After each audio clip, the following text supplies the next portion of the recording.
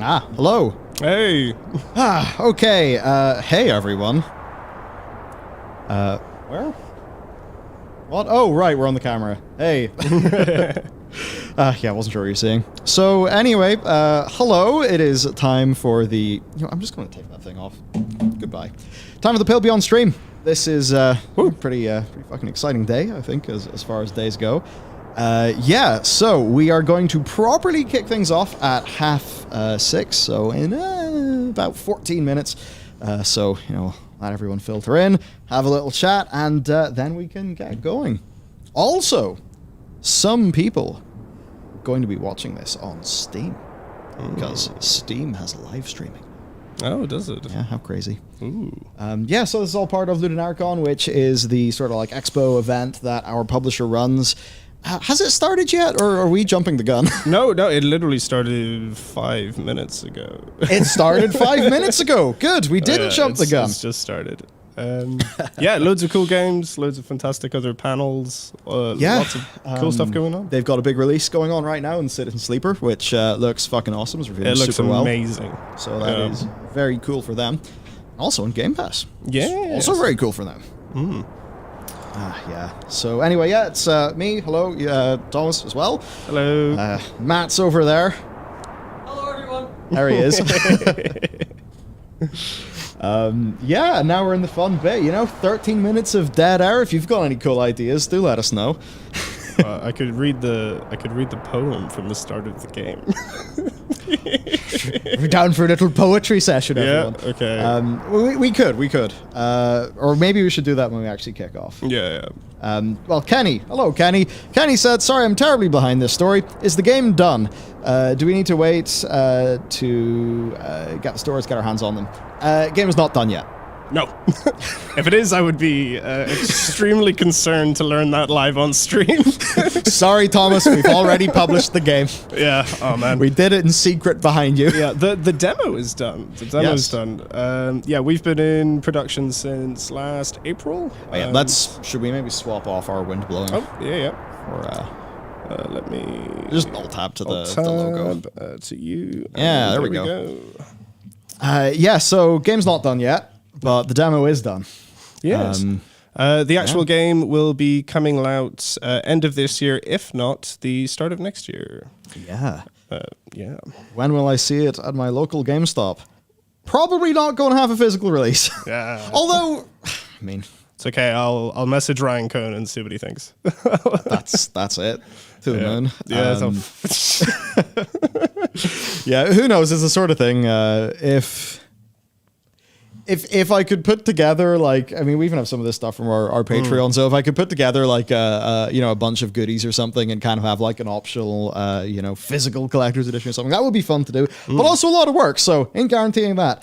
Yeah, we've been looking into Hopefully I didn't just give our publisher a heart attack hearing that. No.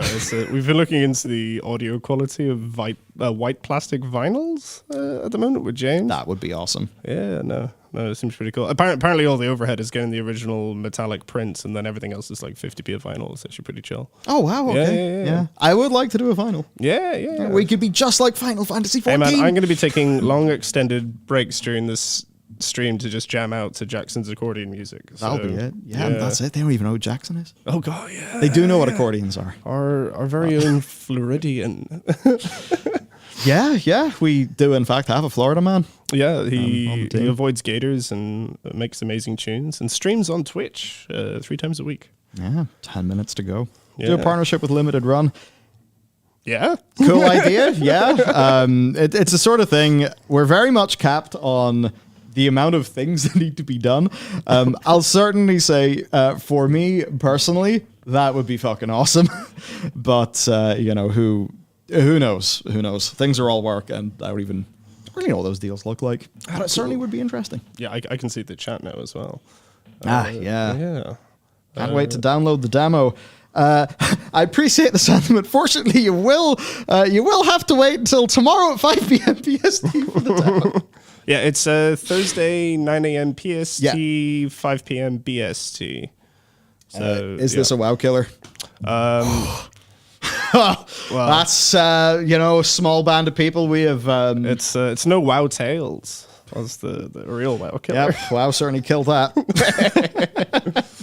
Yeah, no, this is our own thing. This is a definitively single-player game. Yes, it's an RTS. No. It actually has some. You'll see in a bit. It's taken some control scheme inputs from RTSs for camera panning and zooming for some of the isometric hub traversal. Yeah, it's the sort of thing where we've. I mean, with the direction we've went in, it's kind of ended up not really fitting a particular genre or template. Yeah, I've mega well. I've melted your head for many years. Yeah, and then it just kind of brings up the whole thing of like, what is a genre? Which, that's a whole discussion in the industry these days. Well, that's what you get for that's what you get for adapting a book, and then yeah. Well, approximate story length in hours. Ooh. Is there anything we would want to commit to there? I can say for a fact that for the demo content, which is maybe like the first 2/5 of the game, or like maybe about a third, people testing it have been playing anywhere between sort of an hour and 40 minutes to 3 hours. There's one person who did 5 hours, but I don't know what was happening there. Quickly, slap that one in the back of the box. Yeah. 5 hours of endless content. So it really depends on the rate at which you sort of play the game, or the rate at which you read. And just a few other different things. But I'd say we're on track for a minimum of about 6 and anywhere between 8 and 9 hours. I think for most people, like 6 to 8. If you're a completionist, then maybe you could be hitting up, sort of like 10 if you're really taking it sort of more slow. There is the other side of it, though, where we do have a fair amount of replayability. Which you've actually made a pretty cool whole save load system for. Which I heavily borrowed from Lucas Pope's save system from Papers, Please. Very cool save system. So yes, we do have multiple different endings. There are different orders and ways in which things can happen. So yes, in the same way, maybe you'll do a Paragon run of like a Mass Effect game, and you play the game, and then maybe you want to roll another character, and not that we have Paragon Renegade Saltborn. Yeah, you can change things up, go for different endings. We have a whole system basically made to support replayability being like quite fun and accessible to do without you just having to kind of literally go through the whole thing. It's we can't really say too much about how that happens because it's kind of narrative. Yeah, there's a lot of like developer tools we ended up actually just deciding to put into the player's hands because it just makes sense if you've there's cool tools you unlock at the end. Is it kid/teen friendly? I like to get my son something more deep than Fortnite. That's an interesting one. Yeah. It depends on, I guess, the age of your kid and what you feel there. If you want to Trojan horse them into a bunch of reading with some like mature themes and stuff, you could probably do that. It does have some swearing. Whenever we were going through the formal age rating stuff, apparently it registers as about 16 plus. Interesting. So it's okay to have violence, traumatizing things, drug use, X, Y, and Z, as long as it's like naturalistically framed within the context of the narrative. As long as it's not for reckless abandon, then there is sex is not there. No. Though, if you go on to the $999 on the Patreon tier, we'll make some for you. Player fraternization is not facilitated. I guess like some of the source stuff, I think I came into contact with that when I was like 13, 14. What, like endurance and stuff. Oh, I thought you meant like bad, sex stuff. No. But no. Cool. So, it's the sort of thing like... Certainly compared to what would be a 12A or like a PG-13 in Hollywood land, I wouldn't worry. With kids. It is 2D as well. It's not like a lot of it's pretty abstracted out and trying to play on your heartstrings. Kids are smart. Kids are smart. Kids are way more smart than like I think they're given credit for. So excited to check it out. Will you guys release on Switch? We can't officially say anything. Yes, we would like to, but we can't sort of confirm platforms. Let's just say I'm trying to make sure that the UI does work on handheld consoles. Steam Deck wink. It would be really cool to get things going in a Steam Deck. Yeah, there was a really. It would be really cool to have a Steam Deck. Please. Someone's asking, "Where's my raunchy Mr. and Mrs. Glossy?" That's what I'm after. That's exactly the kind of interaction I was hoping for. There's something further up. Is this a more gameplay-focused visual novel game? Some of the higher budget VN games have progression and RPG mechanics. It's not just anime porn. That's actually not far off. Like RPG, branching narrative story, interactive fiction with visual novel-like emotes, and basic resource management mechanics with a sort of iterating game loop. Yeah, and I guess like overworld exploration is not the way to put it, but I mean, you'll see because we'll literally take you through it in 4 minutes. Oh wow! But certainly, navigating in and around the ship is a fun little experience. We can maybe talk about that after we're done with the demo. The different ways that used to be.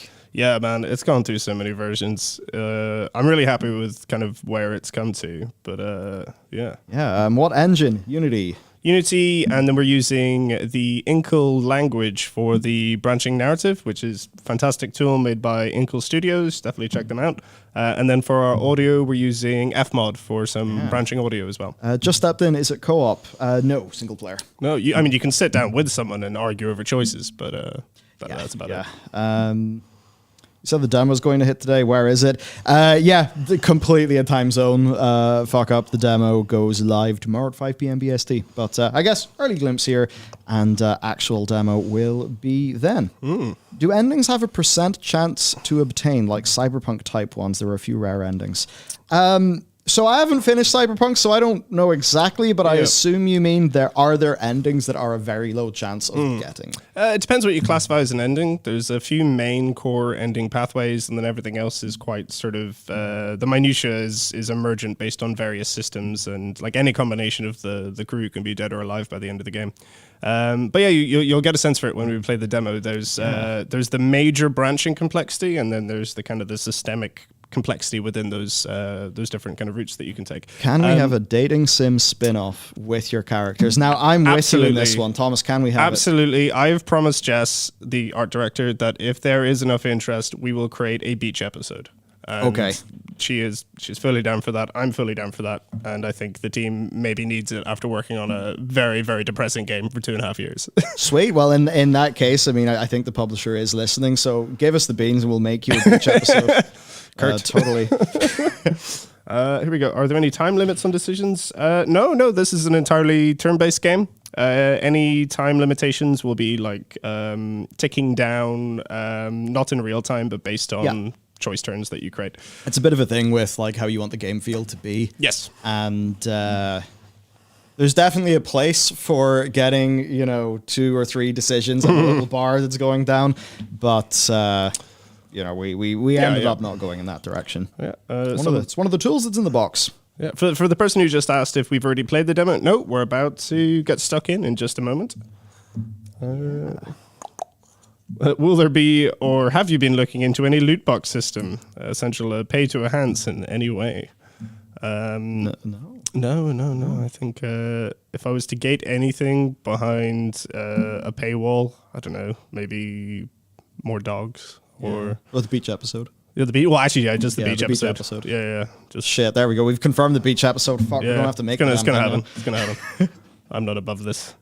Oh dear. I mean, loot boxes. I suppose technically you can get creative things off the ship. That's just a game mechanic in the story, and we're that's it.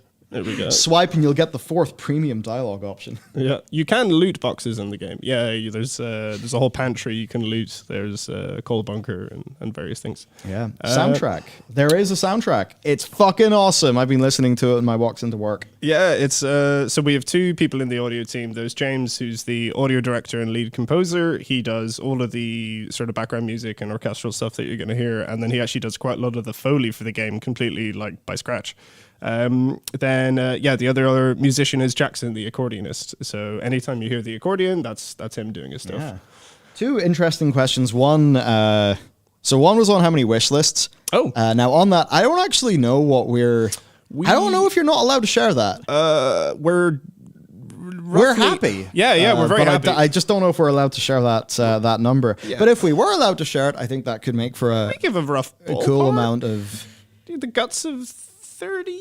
Yeah. 30 wish lists. Yeah. No, add a few, we have 30 wish lists. Yeah, add an unspecified amount of zeros onto that. And we have 3 million wish lists. Yeah, 3 million wish lists. I wish. Yeah. That's on my wish list. We're definitely a data anomaly when it comes to, other developers I've been speaking to and how the graph looks and how it kind of ebbs and flows with everything you're doing on the channels. Yeah, we have, I guess...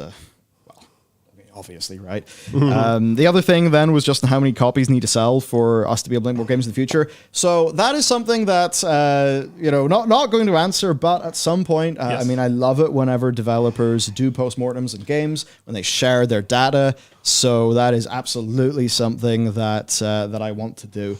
And I think certainly whenever the team in the YouTube side is a bit larger, I'd kind of like to have ongoing content there so that people can really be like along on the whole game development journey and actually kind of learn how it really works in the indie side.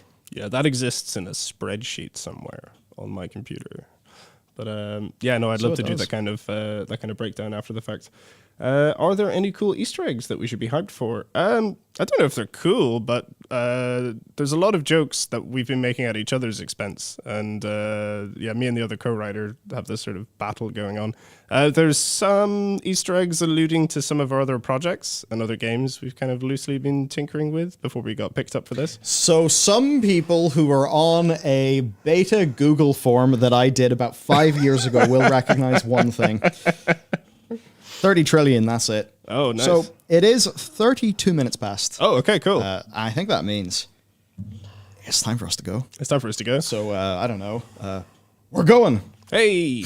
Would you like to just start with the general introduction before we start the demo then? Yeah. So we just have a few slides and things to take you through because very aware we haven't actually sat down and actually talked you through what the deal is, in a decent bit of length. So go and talk through that, then demo. And after the demo, we kind of hang around and do some Q&A with everyone. Yeah, I'm hype. It's all right, cool. So the name is different. It's now Bellular Studios. Yep. It used to be Coffee Box Games, if anyone remembers that. And that was a choice that we made because, frankly, it's obvious. I mean, there's one thing there, as much as I may cringe a little bit inside whenever an Xbox gamer tag that somebody wrote on the back of my file when I was 15 years old. But it's what people know, right? So we changed the name, and the guys whipped up a really cool logo. There's the team. Yeah, this isn't everyone who's working on the game. There's a fair few more people than this, and you'll see them in the demo credits. But yeah, this is like the core day-to-day team. There's myself, there's Michael. We founded the studio way back when we were doing our university placement in 2017. Yep. Jesus. Then 2016. Yeah, cool, it was cool. around when Legion. It was just after Legion came out. Then, we've got the art team. We've got Jess, who's the art director. Katie as well. Jess and Katie are responsible for most of the characters that you're going to see. Ethan here, he's done most of the environment backgrounds and some of the UX and gameplay design. Eric Rivers down there, he's the other writer, narrative designer. Then we have Noel, who's the systems programmer in addition to myself. James, who's the audio director we mentioned. And then Nadine, who's done some lovely animations. And then finally Jackson, of course, who's done all of the accordion music. Yeah. Cool. So that's the team. The Pale Beyond. That is cool. So, yeah, we're going to tell you exactly why the game has that name and kind of what the initial inspiration was, just to contextualize things a bit. So, it's a branchy narrative polar exploration game with light sim elements, fundamentally about leadership, blah, blah, blah, inspired by the Shackleton expedition, the Scots expedition, and all these other amazing early 1900s expeditions. So, this is a quote from a book called Stealing Fire by Stephen Kotler in 2017. And it goes, "Beyond the pale, on the other hand, lay bad news. That's where mayhem, murder, and madness resided. Most who ventured beyond it were never heard from again, and the few who did manage to return weren't always welcomed with open arms. They were no longer trustworthy. They might have seen too much." So back whenever I'm half English, half Irish, when half of me invaded the other half of me, they built a giant wall, and there was this great sort of thing. So Pale Beyond is in reference to this, and it's in reference to, obviously, snow, or Schnackte. And, yeah, just the idea of people having a shared trauma and coming out the other side with more in common than anyone else on the planet, bridging class divides. A good way to pitch this game is basically the Shackleton Expedition meets Yes, Your Grace. Yeah, it is in fact partially how we pitch the game. Yeah, and actually the developer of Yes, Your Graces has played Pale and gave some really useful feedback. Awesome. Yeah. So I think the last thing before we start is just to run you through the core design pillars. Let us know if we're hitting any of these. Yeah, so the game's about leadership, taking charge of being in that sort of player fantasy. It's about having ownership of consequences and feeling like you've influenced the story and things are actually diegetically responding to your input. And then, of course, decisions having a face. So unlike Frostpunk, literally every character in the game that you're in charge of has a face and they have a personality. And there's an emotional attachment to them on a slightly more empathetic human level. Yeah. So there's a lot of things that, it could be UI or it could be a character, and you can properly tie all that in. Absolutely. And then very last thing, the ice doesn't care you're here. So it's trying to avoid oblique level design masquerading as ice and instead trying to reinforce the sense that you're cosmically irrelevant to the grand sort of machinations of the ice and the environment around you. Cool. Yeah. Yeah. PowerPoint. If it ain't broke, don't fix it. Yeah. Before I made video games, the first thing I ever did was PowerPoint animations in school. Okay, yeah, you ready to dive in? Let's go. Cool. Let's show them a video game. Shoot, one thing, Matt, before we're properly in, echo on the monitors. Is there a way to de-echo the monitors? That's just me hearing my voice in his mic, isn't it? Yeah. Fuck it, it's impossible to fix. Oh. Cool. So, yeah, we just... hang on, I think Matt is... here he goes. Here he goes. He's currently behind Thomas. I don't know why I'm commentating this like it's a horse race. Hello, Matthew. Pleasure to see you again.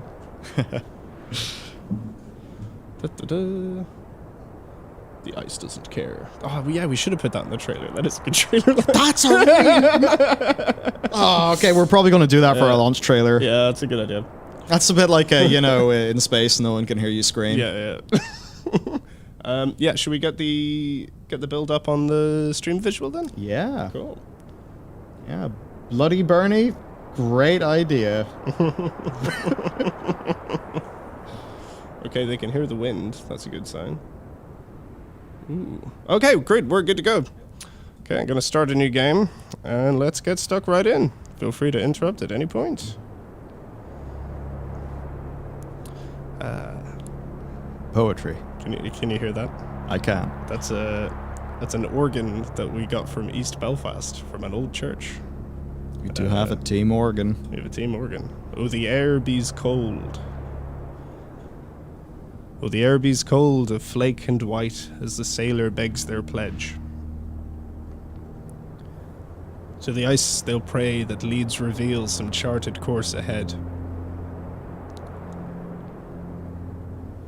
To the souls around them, shielding fear, dividing up their dread, a hunger draws the desperate here.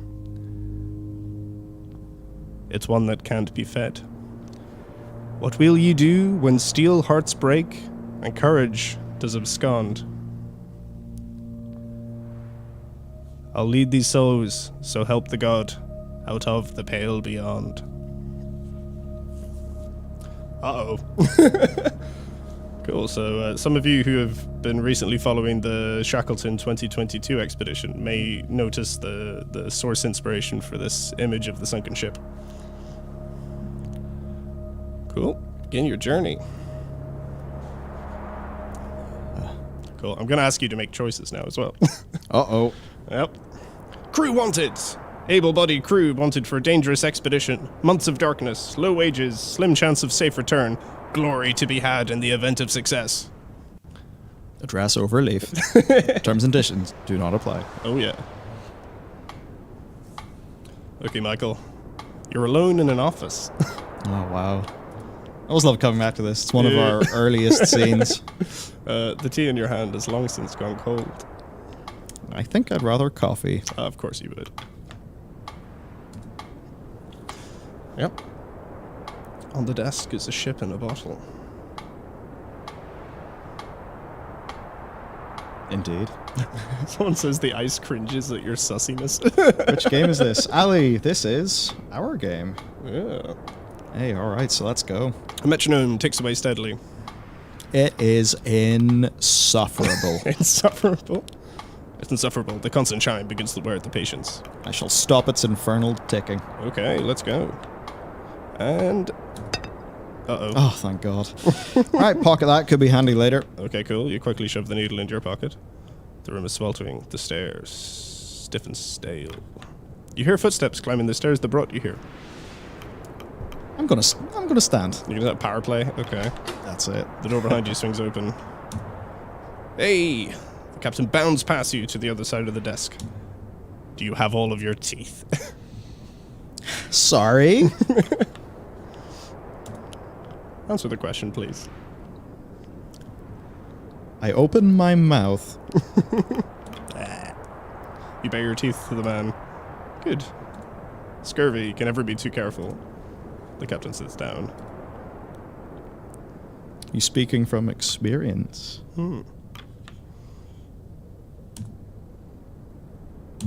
How many people have died under your supervision? So this is where things, I think, get to be fun design-wise. It's a little bit of what I loved initially playing Mass Effect. You get to, define a little bit of your own backstory. I think I will go for none. Oh, none. Okay, well... Meaning you're either perfect for the job, a liar, or you've never been in command. Which is it? Those damn writers. If I was a liar, would I be in this room? Ooh, edgy. If I was a liar, would I be in this room? Please take a seat. Sit down. The seat feels worn. There he goes. Captain, oh my captain. I'm Captain Hunt. On your desk. What ship is that? This detailed, isn't she? Bit pessimistic. Yeah. Don't you think? Yeah, an old sailor superstition. I hope you weren't waiting too long. Told it's worth it. Ooh. Good. There's been a lot of candidates, some good, some bad, interesting mix. I'm sure you understand the need for discretion. This is where things are fun. Almost, well, you know of Shackleton's interview process. Yeah, he just like suss people out pretty quickly. It's been, yeah, very fun. So let's see. Glory to be had. Oh, cool. The advert said there was glory to be had. Months of darkness, low wages, slim chance of safe return. That didn't deter you, did it? 'Tis why I am here. Ooh. A thirst for adventure, then? He winks. I'd keep that to yourself around the other sailors. They might drown you in it. I have a few questions first. Grand. So let's move on a little, so we can kind of get people towards some things. Cool. So we've got a little bit of defining your backstory. Yeah, do you consider yourself land-born, salt-born, or a mix of both Salty of those? boy. Salty boy. Here we go. Salt-born. The ocean, the same of yourself. And what is your professional background? Merchant. Merchant. Cool. Very good. What did you trade in? Yeah. Anything we could get our hands on. Cool. He nods. Have you ever fired a weapon? Yep. Have you ever killed a man? Yep. Oh. I see. You're not married, are you? No. No, of course not. Cool, you better not have a death wish. Cool, so I'll crack on ahead here and get to some of the exposition so we can start our adventure. Can you get to the point? Of course. Oh, we're here to find the ship in that bottle. Or some more organ. The Viscount. Heard of it? No.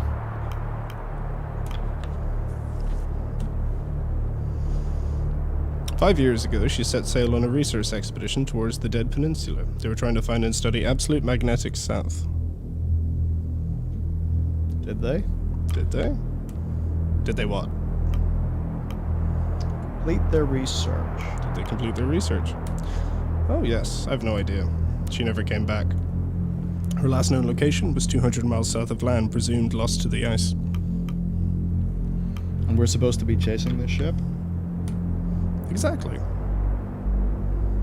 Bit late.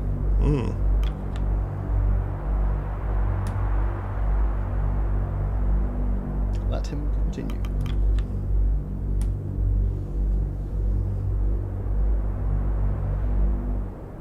They're definitely dead.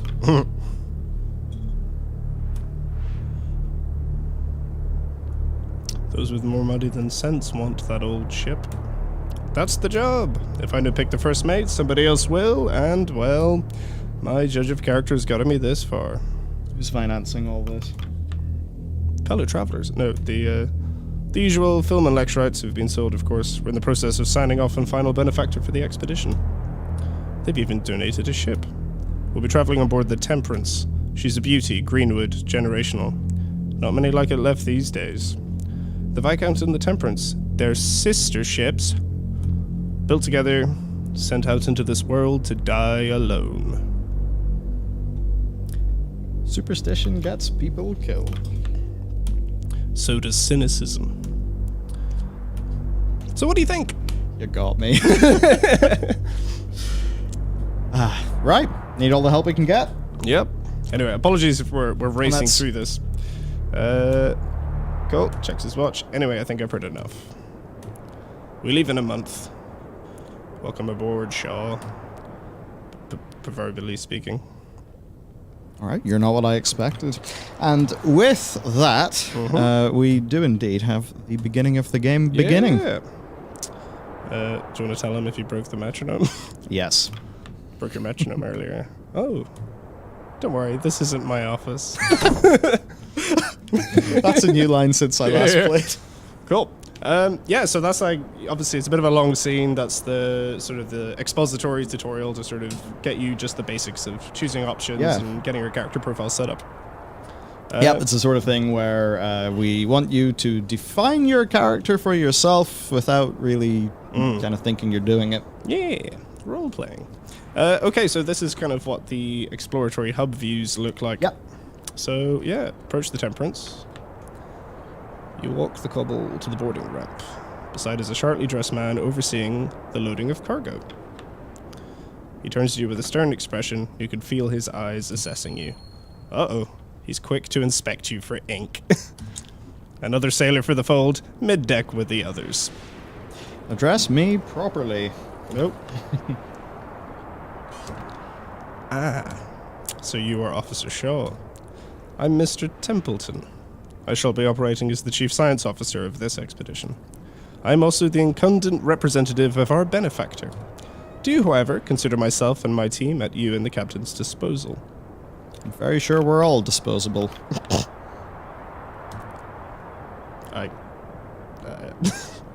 No doubt I didn't inform you of your duties. You're second to only the captain himself. Though I must warn you that you have quite the task ahead. Ooh, this guy has some opinions about sailors. Indeed. One of the fun things of, I think, characters is setting up all your pieces. Seeing how they clash. Yeah. I likely have more in common with the crew than I do yourself, Mr. Templeton. It will come as no small surprise. Cool. So yeah, that's Templeton, the Chief Science Officer. Yeah. So now we're at the very start of, I guess, mechanics and things happening. Yeah, we're slowly sort of filtering them through. So this is just trying to teach the player that choices can be pinned to different locations on screen, and that you have a hub. And not long after this, we're going to have camera panning and zooming unlocked as well. Yeah. So let's look back at the city. Okay. You'll be gone for quite a while. It will be some time before you see the city again. Indeed. Now we do have another character. Yeah. Or should we go to the Temperance? You know what? Sure. You go. No worries. There we go. Hunt's description of the ship was accurate, near identical to the Viscount, barring some modern additions. And now, ladies and gentlemen, we will set sail.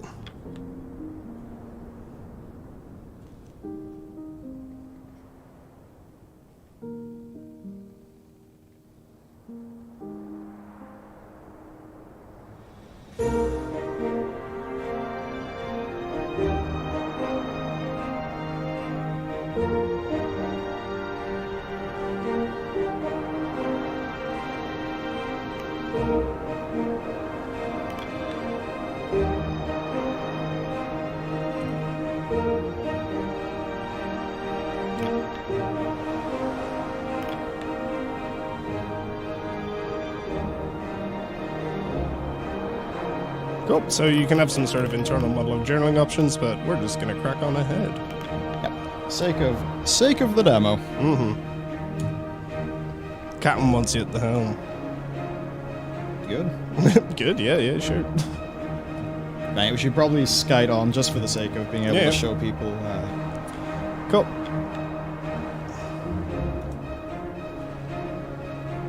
It is indeed, Captain. Indeed. So Captain Hunt is just going to give us a quick tutorial on navigating around these kinds of environments. And he is also acknowledging that we were a merchant. So, take the wheel. Okay. Now, this control scheme changes whether you're on your controller, mouse, and keyboard, but for now, I'm just going to use the keyboard controls. Yeah. So you can pan around environments like this.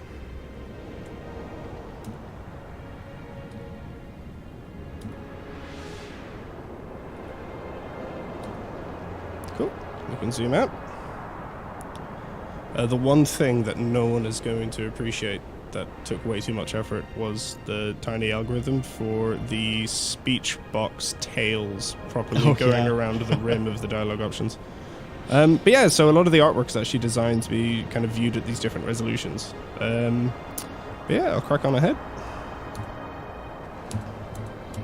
And we're about to get to the next sort of part of the game's main loop, which takes place over the course of each of these weeks.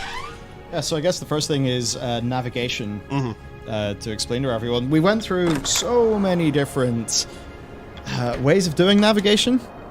Ultimately, this is the one that I think ended up being the most immersive. So, yeah, you can fully explore around the ship. Not 100% right now. Part of that is tutorializing. I like someone that said, it looks so chill. Good. Cool. But yeah, so yeah, we'll take you to taking requests for the day, which is one of the activities you do every day. And those of you who've played the likes of Yes Your Grace or various other games will recognize this format. So we'll run through our propositions before taking requests. Oh no, Michael, the mechanic appeared. Yeah. So, yeah, resource management, stuff like that. It is more than numbers at the bottom of a screen. And, we'll be able to show you more of that very shortly today. Yeah, so firstly you have your crew, or at least more accurately, the amount of currently available to deploy crew. So we only have 4 people deployable out of the 23 crew members. If someone is hurt, or if you haven't met them yet, then you cannot deploy them.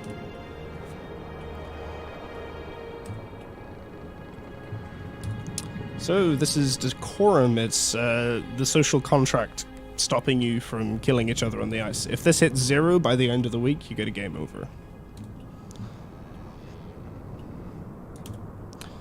Same again, if you lose your food by the end of the week, people start to get scurvy, which will render them invalid and then undeployable. Yeah. And then lastly, if you run out of fuel by the end of the week, you will freeze to death. Oh, and of course, sledding dogs for sending out expeditions. Indeed. Now, for the work. So, first thing, new music. Yeah. It's always fun with themes, and as I've been going through the soundtrack, I greatly like how that is advanced, depending on your situation. So there's variants of this that are, yeah, so whenever you are taking requests, it's sort of going back to our pillar of, you know, every decision, mechanics, they all have a face, have characters.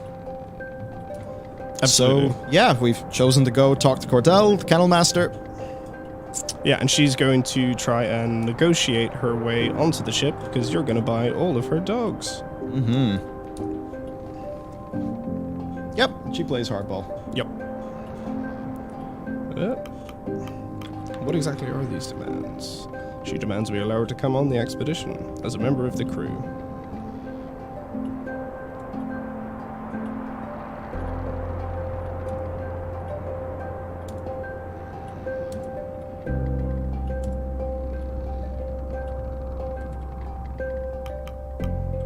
Nah, let her come on. Why not? Yeah.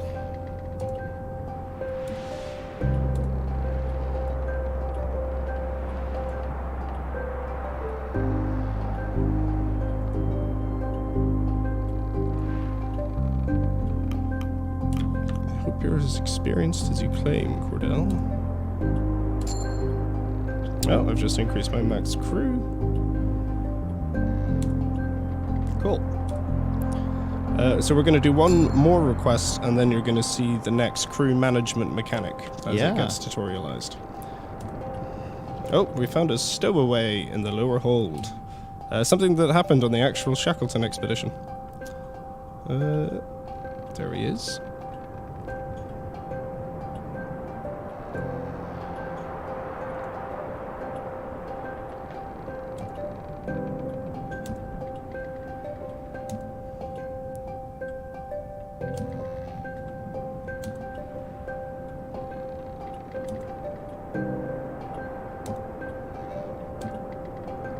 Do you know your Jaboom from your bowsprit? Do you, chat? No. Cool. So this is another early request where basically we can decide whether to bring on an additional member of the crew, which having another pair of hands is useful, but it means that they will increase the amount of rations you have to spend every week to feed them. Yeah, sure. Keep them aboard. Why not? Why? We don't have the time to accommodate this. If the boy wants to freeze to death, let him.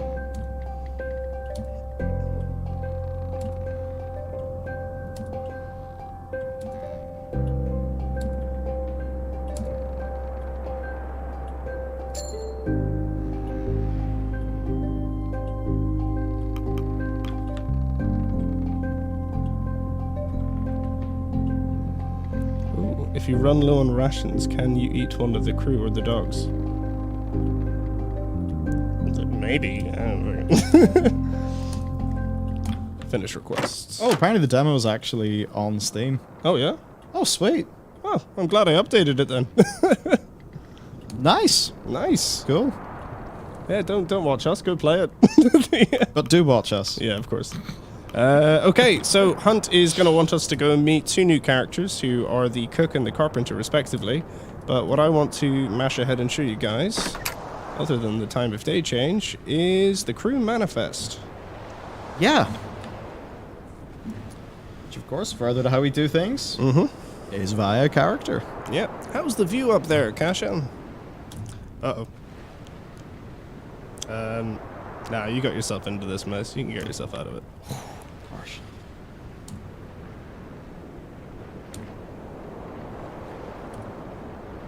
Kasha Belford. Yes, I've heard of you already.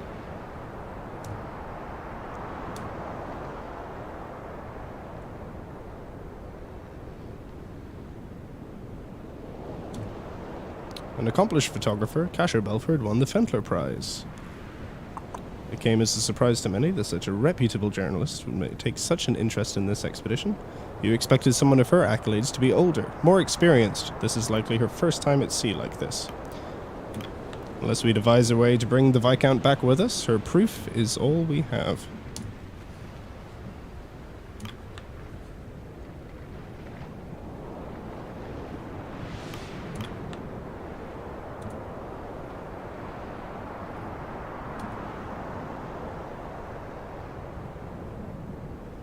Pretty surreal that people are downloading the demo right now. Yeah, that's terrifying.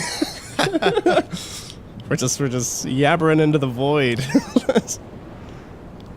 Okay, I'm not adverse to thrills, Kasha. Catch yourself on, Shaw. I'm hoping to capture something right out of Kurt Darling's escapades. That's a new character we'll meet in a moment. Okay, flash warning for anyone. Yeah, please warn me before doing that. Oh, sorry, it's for the manifest. Cool. She hands you an annotated document. Okay, here we go. More game mechanics. Yes. So, this is the manifest through which you will be able to inspect and deploy your crew members to various tasks. So to go through them, we have our sailors. They're divided by faction. We have the scouts, who we've not met yet, so they're not actually on the ship. The engineers, who we've yet to meet, and you can't deploy characters you haven't actually met yet. Scientists.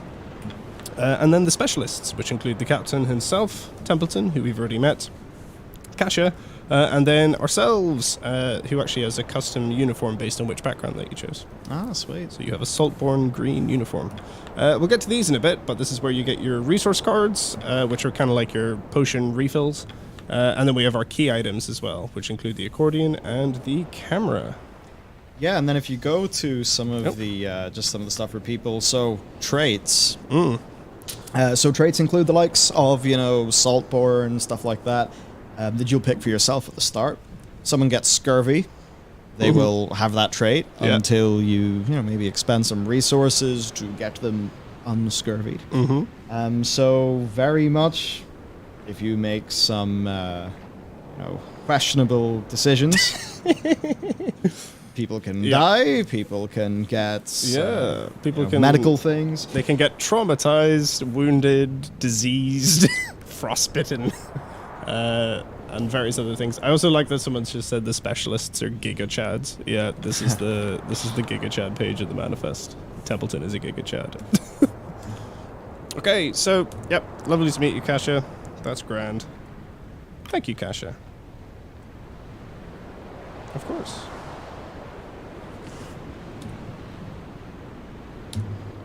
You leave her to her work.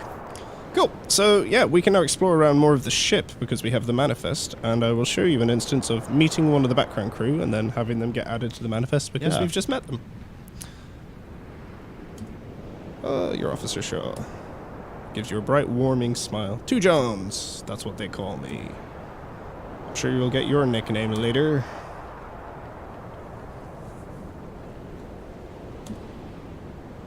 Work awaits.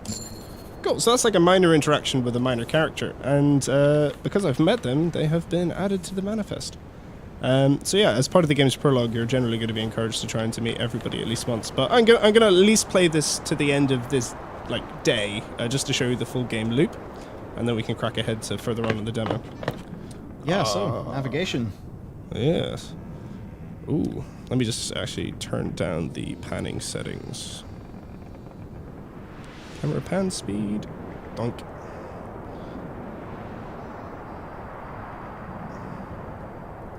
Oh, sorry, I turned it to 0. Excellent game development. Cool, nice. Now, you will also be able to hear the first accordion track.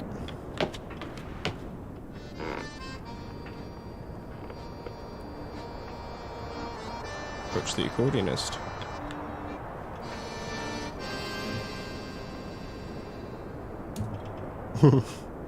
People are friends, not food. Need something? I was just looking for the Stoke brothers.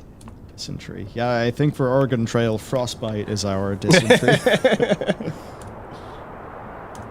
Grimley Stoke. We'll head up after dinner. You can go now. Well, he's doing his thing. So, every week after you've taken your requests for the day and you've navigated around, you call the crew for dinner. And that brings you from midday to evening, which is the last part of the game loop before we advance a week. And because we kept the stowaway, we can listen to a little scene between him and his father.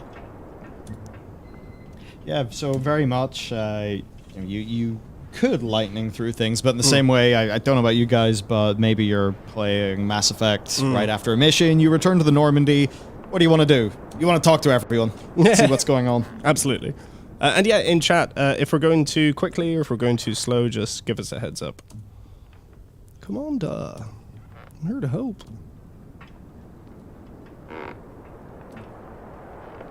Is this their game? Yeah, this is our game. Oof. And we are... Who was it who wanted a Mr. Glossley scene? Here he is, the man himself.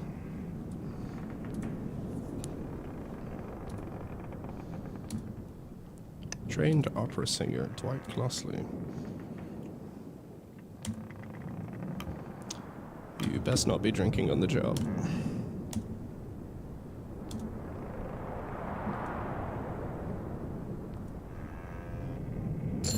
Cool. So, again, we have unlocked Mr. Gloss.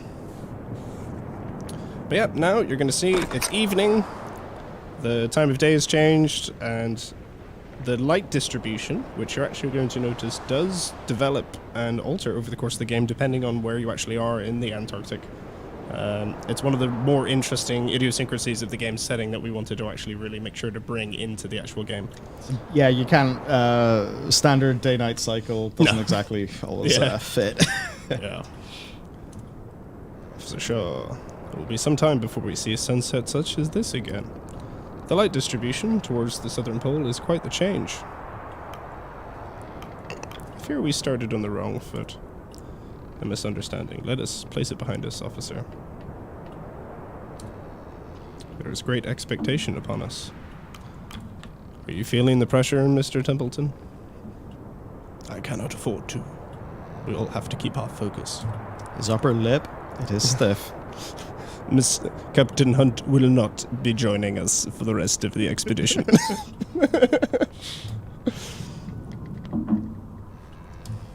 We should retire for the evening. It's important the first officer be well rested.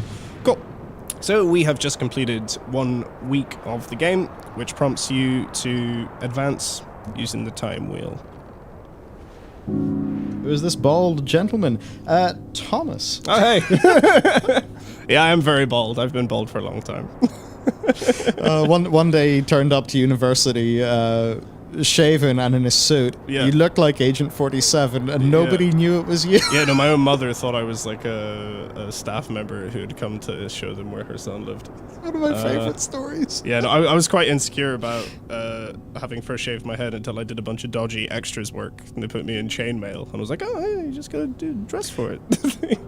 At some point, we should see if we can find the clip of you in that movie. Oh, it's so bad. He does an epic apple spit in a Dracula movie right in the middle of the frame. It was a green apple that was dyed. Dracula Untold is terrible movie. If you've watched Dracula Untold, you have seen this, man. It's really bad.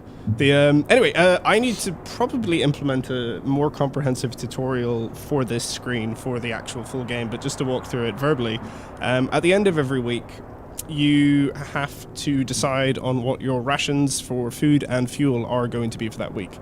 And the amount you spend is going to be taken from your furnace and your hoosh pot, which you get chances to fill over the course of the day's loop. But then the amount you set these sliders to is important. So the amount of crew dictates how much it costs for each tick of the slider. And of course, if you put the slider too low, people are going to start to get scurvy. If people have scurvy, they can't be deployed to tasks. It's harder to get more resources, and you can kind of find yourself in a death spiral. The fuel rations, you'll notice in the next week, its red line changes based on the temperature. So the colder the game gets, then the more you're going to be punished, and people are going to have frostbite distributed towards them. But for now, we're pretty solid. We've just started the game. And we get a little update on what happens over the course of the week. So we've picked up our scouts and our dogs.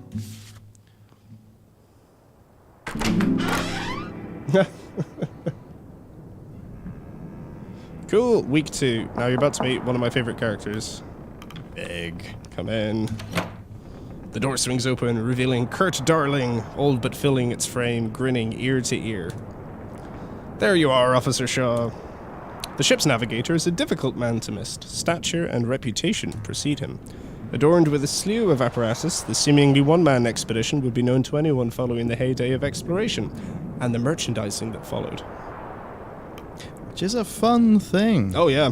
These expeditions, they were basically startup companies with, like, weird pharmaceutical, like, funding. Yeah, people would sell, book rights. Yeah. Paid lecture series. That's how this stuff was funded. I think you can still find Shackleton branded Bovril. That's like a thing.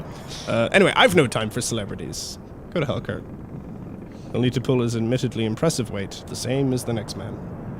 Hiding away from the rest of us, are you? No, I'm simply busy. Of course. The role of first mate must surely take up a great deal of your time. Apologies for not stopping by sooner, Shaw. Ah. That's right, you're something of a celebrity, aren't you?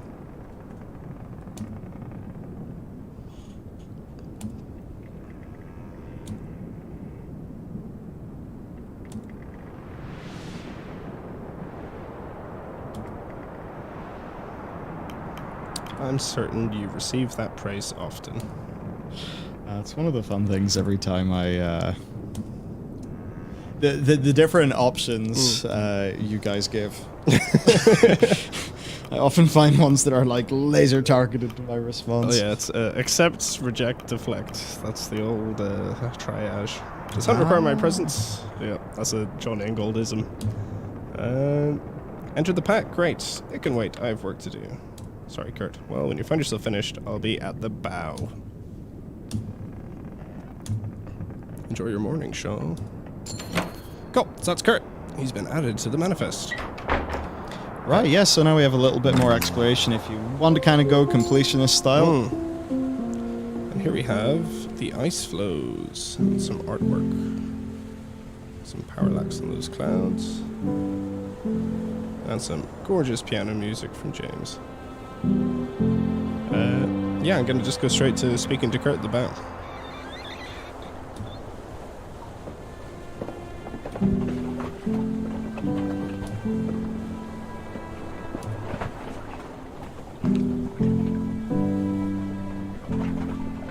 Nothing else like it.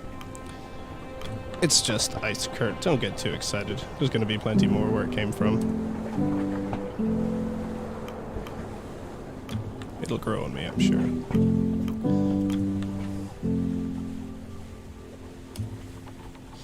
We're about a week's sail from the last location of the old Viscount. Assuming she isn't exactly where we left her, we can't take smooth sailing for granted. Same goes for this daylight. It won't remain this bright for so long once winter encroaches. Beautiful as the ice is, on this course it's going to get thicker. We won't be so confident when the leads dry up and we're stuck here till the next cycle. We need to change course. Avoid the pack. We have plenty of supplies if it comes to that. It's not the supplies I'd be worried about in that situation.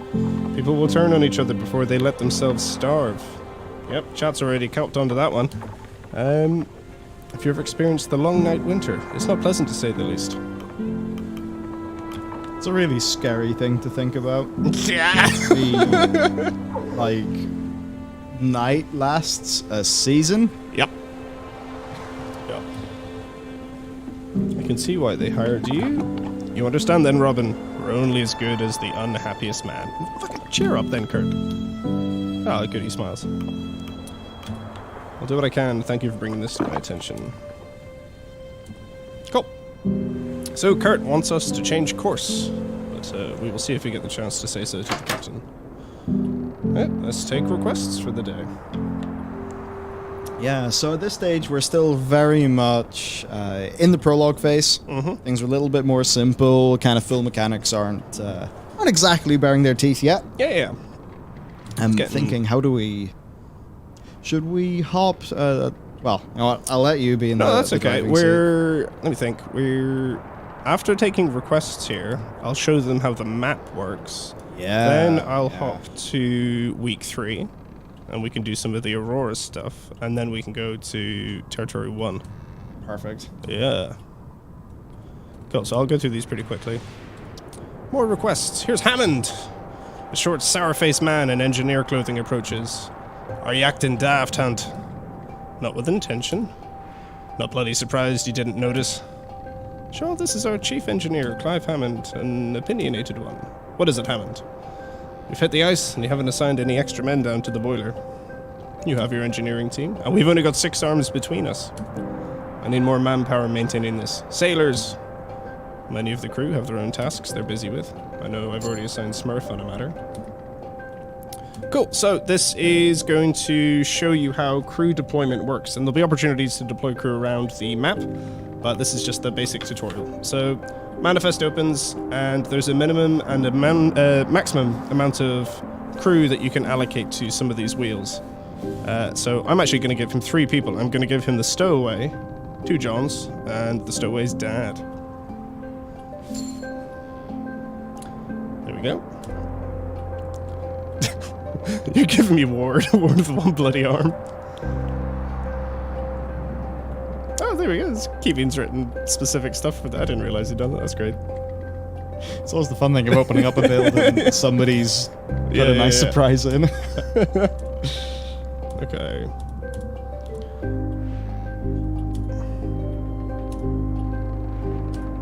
Cool. I'll just mash through this one. Kasha just wants people to get their photos taken for the manifest. Hi. Sorry, Kasha. And yeah, we get an update on how the stowaway's doing.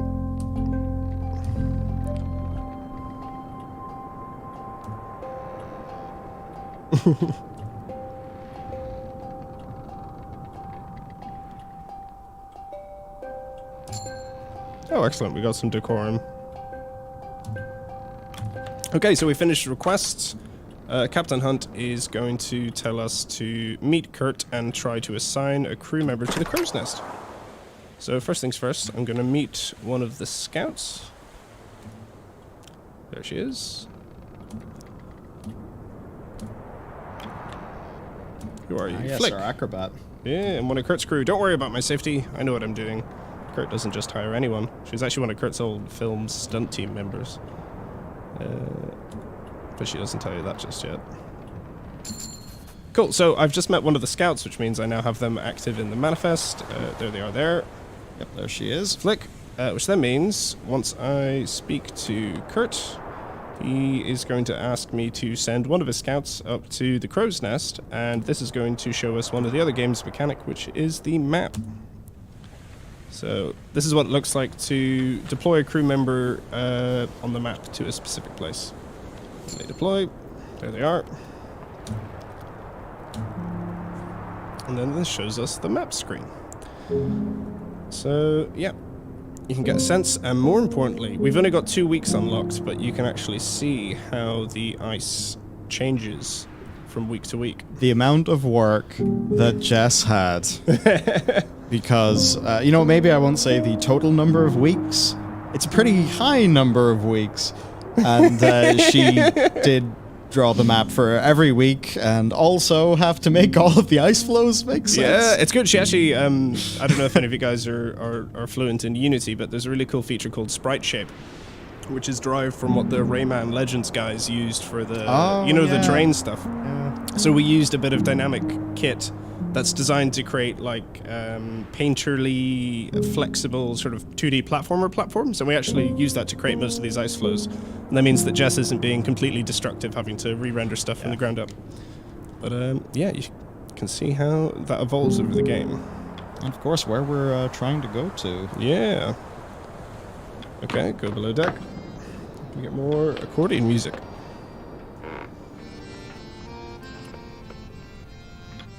Cool. What I'm going to do now is actually skip ahead to a... And we can show them some of this too. Cool. So this is... Well, this is the save tree I put far too much effort into. Yeah, so this is our load save screen. Yeah. Dutchy Poggies. Yeah, Dutchy Poggies. The so this is you'll notice this shot of the Sunken Temperance from the opening of the game.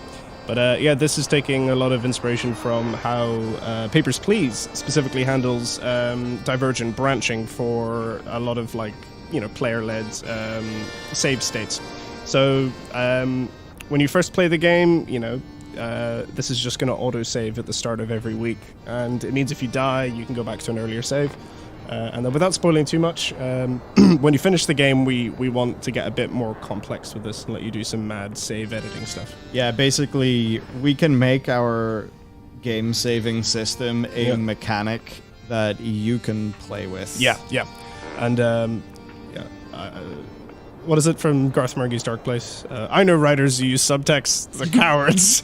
This is a branching save tree for a branching narrative game with a big tree. Yeah. Cool. So we were on week 2. I'm just going to go ahead to week 3. So we are now further along. Music. And yeah, there's some sweet music. Was that complicated to script? Yeah, reasonably. If you're familiar with data structures, it's just fundamentally a tree. Yeah, Val, we literally did make gameplay out of safe scumming. Yeah. For like a post-game thing. Yeah, man. Again, another developer feature we figured it would be fun to put in your guys' hands. We made the music. In this case, James. Yeah, some choral stuff. Good vibes. Let's see, I just want to double check. How's this? Oh yeah, I have everybody in the manifest. Great. So you can see there's my scouts, there's the engineers, Grips and Dick. There's the scientists, all my specialists. Cool. So, I am going to take requests for week 3. But oh, Captain Hunt isn't here. I guess we'll wait until Captain Hunt arrives.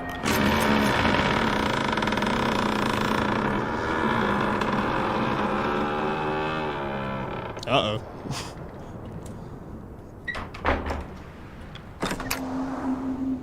And we are stuck. It is not ideal. Yeah, so the gold rimmed choices, they're kind of your main quest story flow. Not moving anymore. No, not for some time.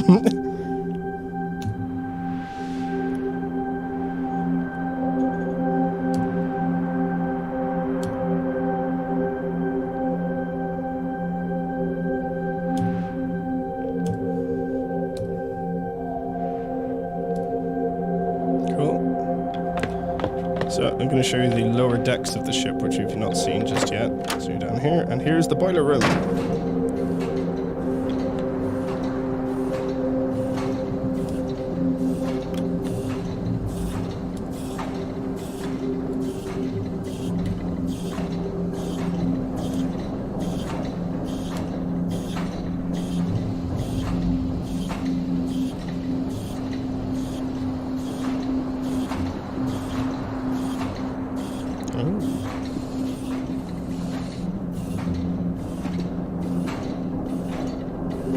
Okay, so we're just going to quickly learn how to allocate fuel to the furnace, and then we're going to crack on ahead. People don't know where Captain Hunt is. This is a bit concerning.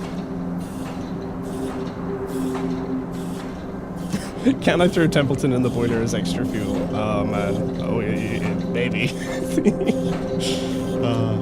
Viking funeral. Is it water or pressure? Ice hammer? Water hammer.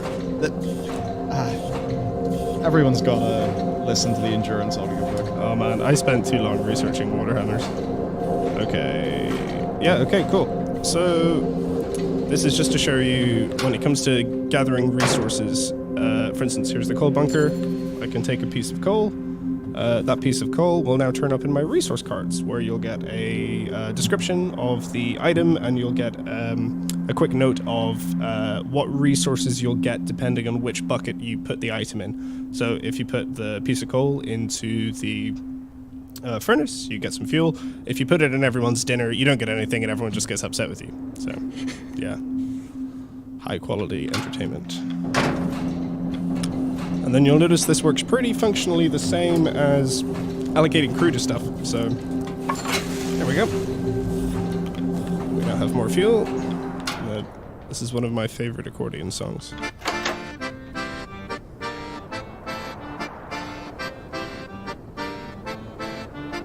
Cool. Call the crew for dinner. There's a lot more content that sort of could be done and explored through, but we're kind of racing through things. Oh, absolutely. Is it inspired more by 19th or 20th century exploration technology? Very much the turn of the 20th century. So the Shackleton expedition, that was like between 1915 and 1918, I'm thinking. They missed World War I, but yeah, so like it is set in a fantasy universe, so we do make some concessions. Kasher, for instance, is a bit more indicative of kind of almost getting into the 20s and 30s, especially with her camera and just like some of her vernacular. But yeah, trying to take sort of cherry pick from a few sort of expeditions within maybe like a 50-year window at most. Nice. It's all going according to plan. Yep. Crew have their meal. Cool. Now I'm looking for Captain Hunt. Where did he go? Where? Hunt. Oh shit, we're completely surrounded by miles and miles of ice. That's great. That might be an issue Yeah, later. this is gonna deteriorate pretty quickly. I was informed that he was here. Where could he have hidden himself? Any keen eyes in chat? Yeah. I'm big on subtext is not my thing. Maybe he's gone overboard. Templeton glares at you. This is not the time to be making jokes, Shaw. Arr! The captain's laugh rings out from behind the door. The captain watches you, his head swaying as he chuckles to himself. You're a surprisingly difficult man to get a hold of, Hunt. Seeing that this is your ship. We've all been there. We've all been there. Top time with Thomas. Hunt, yep, I believe you two are already acquainted. How long have you been drinking? I don't suppose you care to join. And what of you, Shaw? I can't tempt you with some sweet nectar. Go on. We will toast to safe passage there and back again.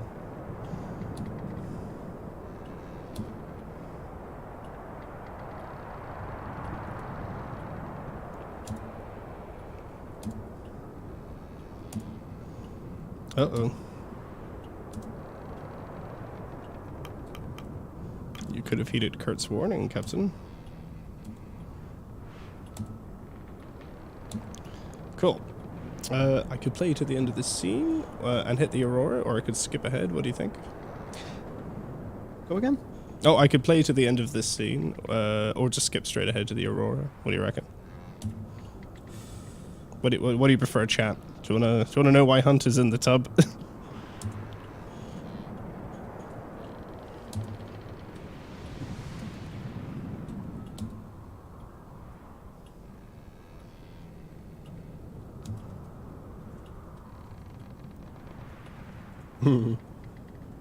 Oh, cool. Yeah, nice. Hunt has a drinking problem.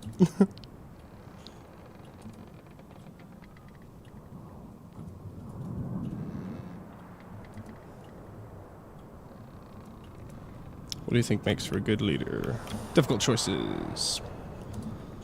Do you think you could live yourself? They all act like the choice is the difficult part. The choice is easy, Shaw. Instinctual. It's not being able to sleep after. That's the part they never prepare you for. But I'm serious. Michael, what makes a good leader? We don't have time for... In a word, then, what makes a good leader? Understanding, control, or willpower? Understanding. Understanding. Okay. I'll go. I'll do a good boy answer. A good boy answer. Okay. Well, can you tell that one of our themes is leadership? Understanding. Explain. Sure, you're working out. Adapt to your crew. The ability to adapt to your crew to understand the individual needs that make up the whole. And if You see, I can't say control. Everyone who works here's watching the stream. It'd be terrible. I'll come off like a crazy person. It's all right. Control and power. Understanding. It's all well and good to think you can bend and twist and please everyone. Do you think you could balance that? Scorn a man one day, then appease him the next? Do you think that all balances out? Which is he more likely to remember? Speaking in platitudes will do you no good. Good leader is someone more than a single rule you were told to follow. When you see one, you just know. Yeah, you've wasted enough time pining philosophical. So, look at where we are. Do you honestly think we're going to survive this? Nah.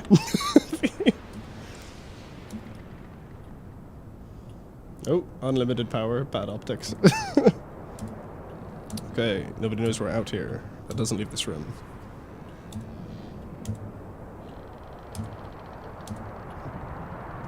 Hey, hitting the end of the scene. What have you... The captain needs his rest. We'll discuss this once he's of sound mind. We're chasing dead men. Clear mission. Changes nothing. Only right to tell you. I'll try to speak to Hunt again. Go on, Shaw. I'll be alright here. Try to speak to him again, and oh, he's fallen asleep. What a standout guy. Cool. So I am going to advance to the next week because I don't have anything else to do. It does get grim a bit slower when you're playing through it. Yeah. We're zooming. One of the things to do is to get you in a false sense of security. Yeah. And then just Oh no! I've just given up the goose. giving you a chance to ingratiate yourself with the characters before terrible things start to happen to them. Uh-oh. Hammond. What's going on?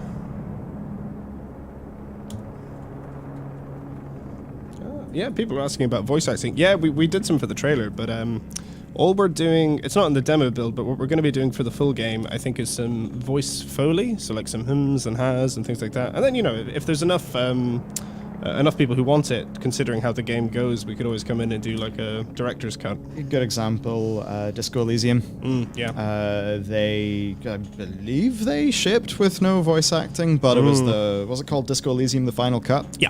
Yeah. It's just a big free update, so yeah, if we get big sales, we could afford to do it.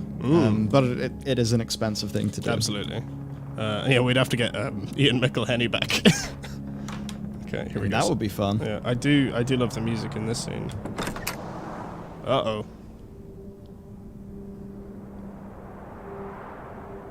Ooh.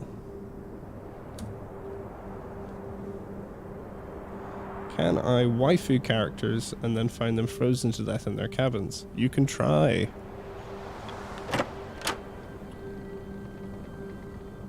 Ooh. Wait. Why wait? Just eat the ice. Funny enough, that's actually, they use the fuel to melt the ice to drink on the main expeditions. Which is the reason you can run out of food and still survive, but you can't run out of fuel because you'll actually, if you don't freeze to death, you'll die of thirst. Can't really eat snow when it's that cold. No. Ooh. Oh yeah, hey Nikki.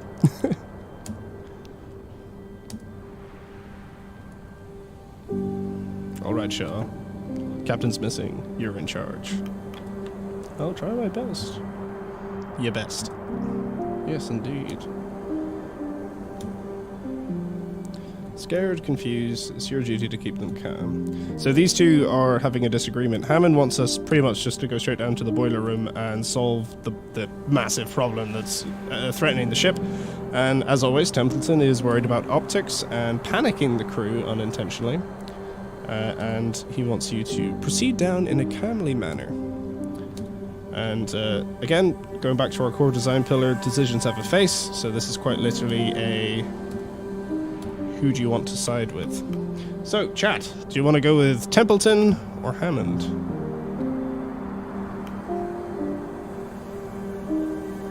And a 15-second delay later. Oh, that's true, yeah. Well, someone says Hammond was already my favorite, but we'll see.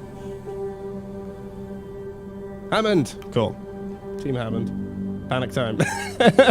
Yeah. You! Get fucked, Templeton. Okay. Ooh.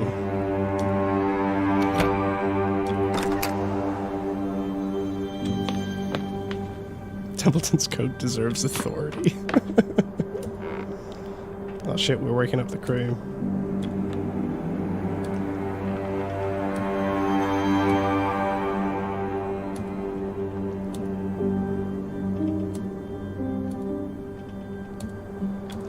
Down deck.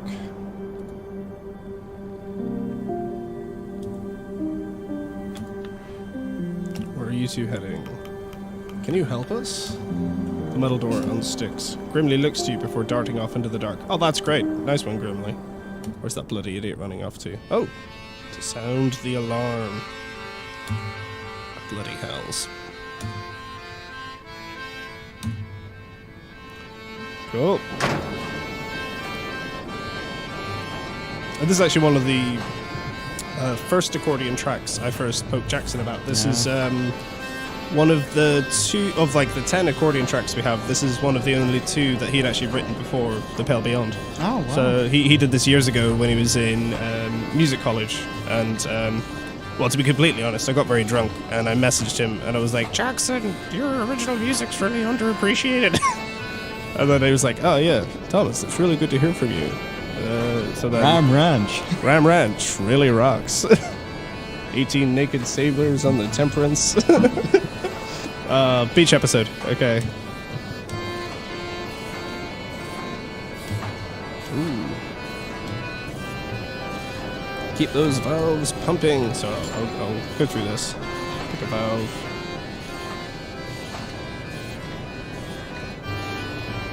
I appreciate that the furnace looks like a face. The actual IRL situation of what these guys have to do, pumping, is slippy hands. Yeah, just imagine it's that cold. You're having to man a pump just for just long period of time.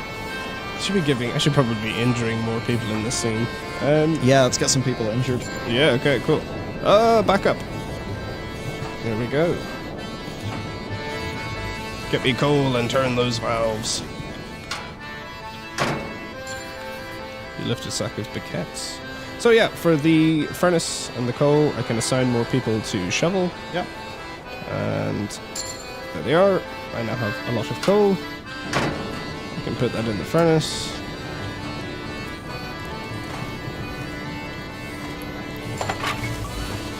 And that means I can assign crew to the valves. There you go. With enough hands working on the boiler, you begin to fight back the potential water hammer. Someone's going to have to hold the furnace in place. Who do we do? We'll do Runt's dad. Why not? Uh-oh. We shake the screen so hard we tore it. Water hammer! Oh! Well, he's fucked.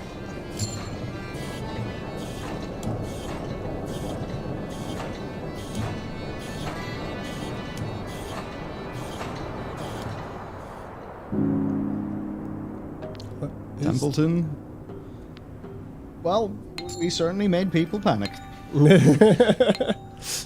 Brought help, holds accordion menacingly.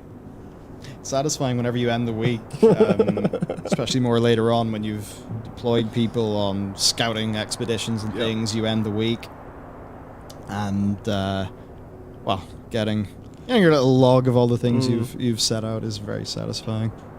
Like the look of the systems. Now remember, add lots and lots of systems. Never caused issues with any games. No, I've... That's a WoW joke. No, I know, I've... yeah, I didn't over-design systems in this game. We learned that lesson from the last one. Yeah, we did. I mean, I put all of my system over-designing into the save system, apparently. But, yeah. Cool, so yeah, the hunt's gone, and you've barely survived. Templeton is coming in, and he's basically going to tell us that everything's screwed, and we need to now take up the mantle of captain. There's only one problem, and that is we need to be voted in. And that is not necessarily guaranteed. A reasonable deduction can be made. That would be Captain Shaw now, I take it. Not quite yet. A new captain must be selected by the crew. I would have expected the role to be inherited. Not quite. They will hold a vote as soon as possible. The accordion man, he is still loyal to Hunt, and many of the sailors will follow his vote. I can assure you the vote of myself and the scientists. Kurt and his crew are liked to support yourself. Unsure about the engineers? Well, Ward is hurt, so he's unable to vote. The civilians are a mystery. You've clearly given this a lot of thought, Templeton.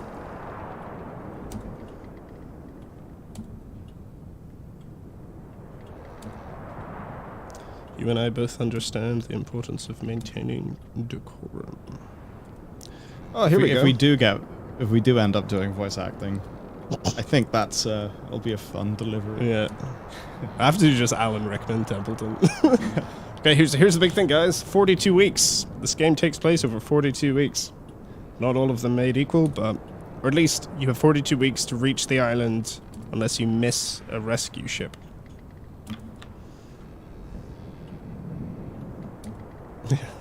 At the end, do you reach the Dragon Isles? Maybe. Keep it in mind. Here, you should have this. Templeton presents you with a fancy-looking hat. Hunt's hat. He left it behind in his cabin. It tells us all we need, doesn't it? Templeton's a wee goss. Take the hat. Okay, now Templeton wants us to tell them that Captain Hunt is dead, and I'm gonna say, nah. I'm not gonna lie to them. Leaders lie, get used to it. Okay, so we're back.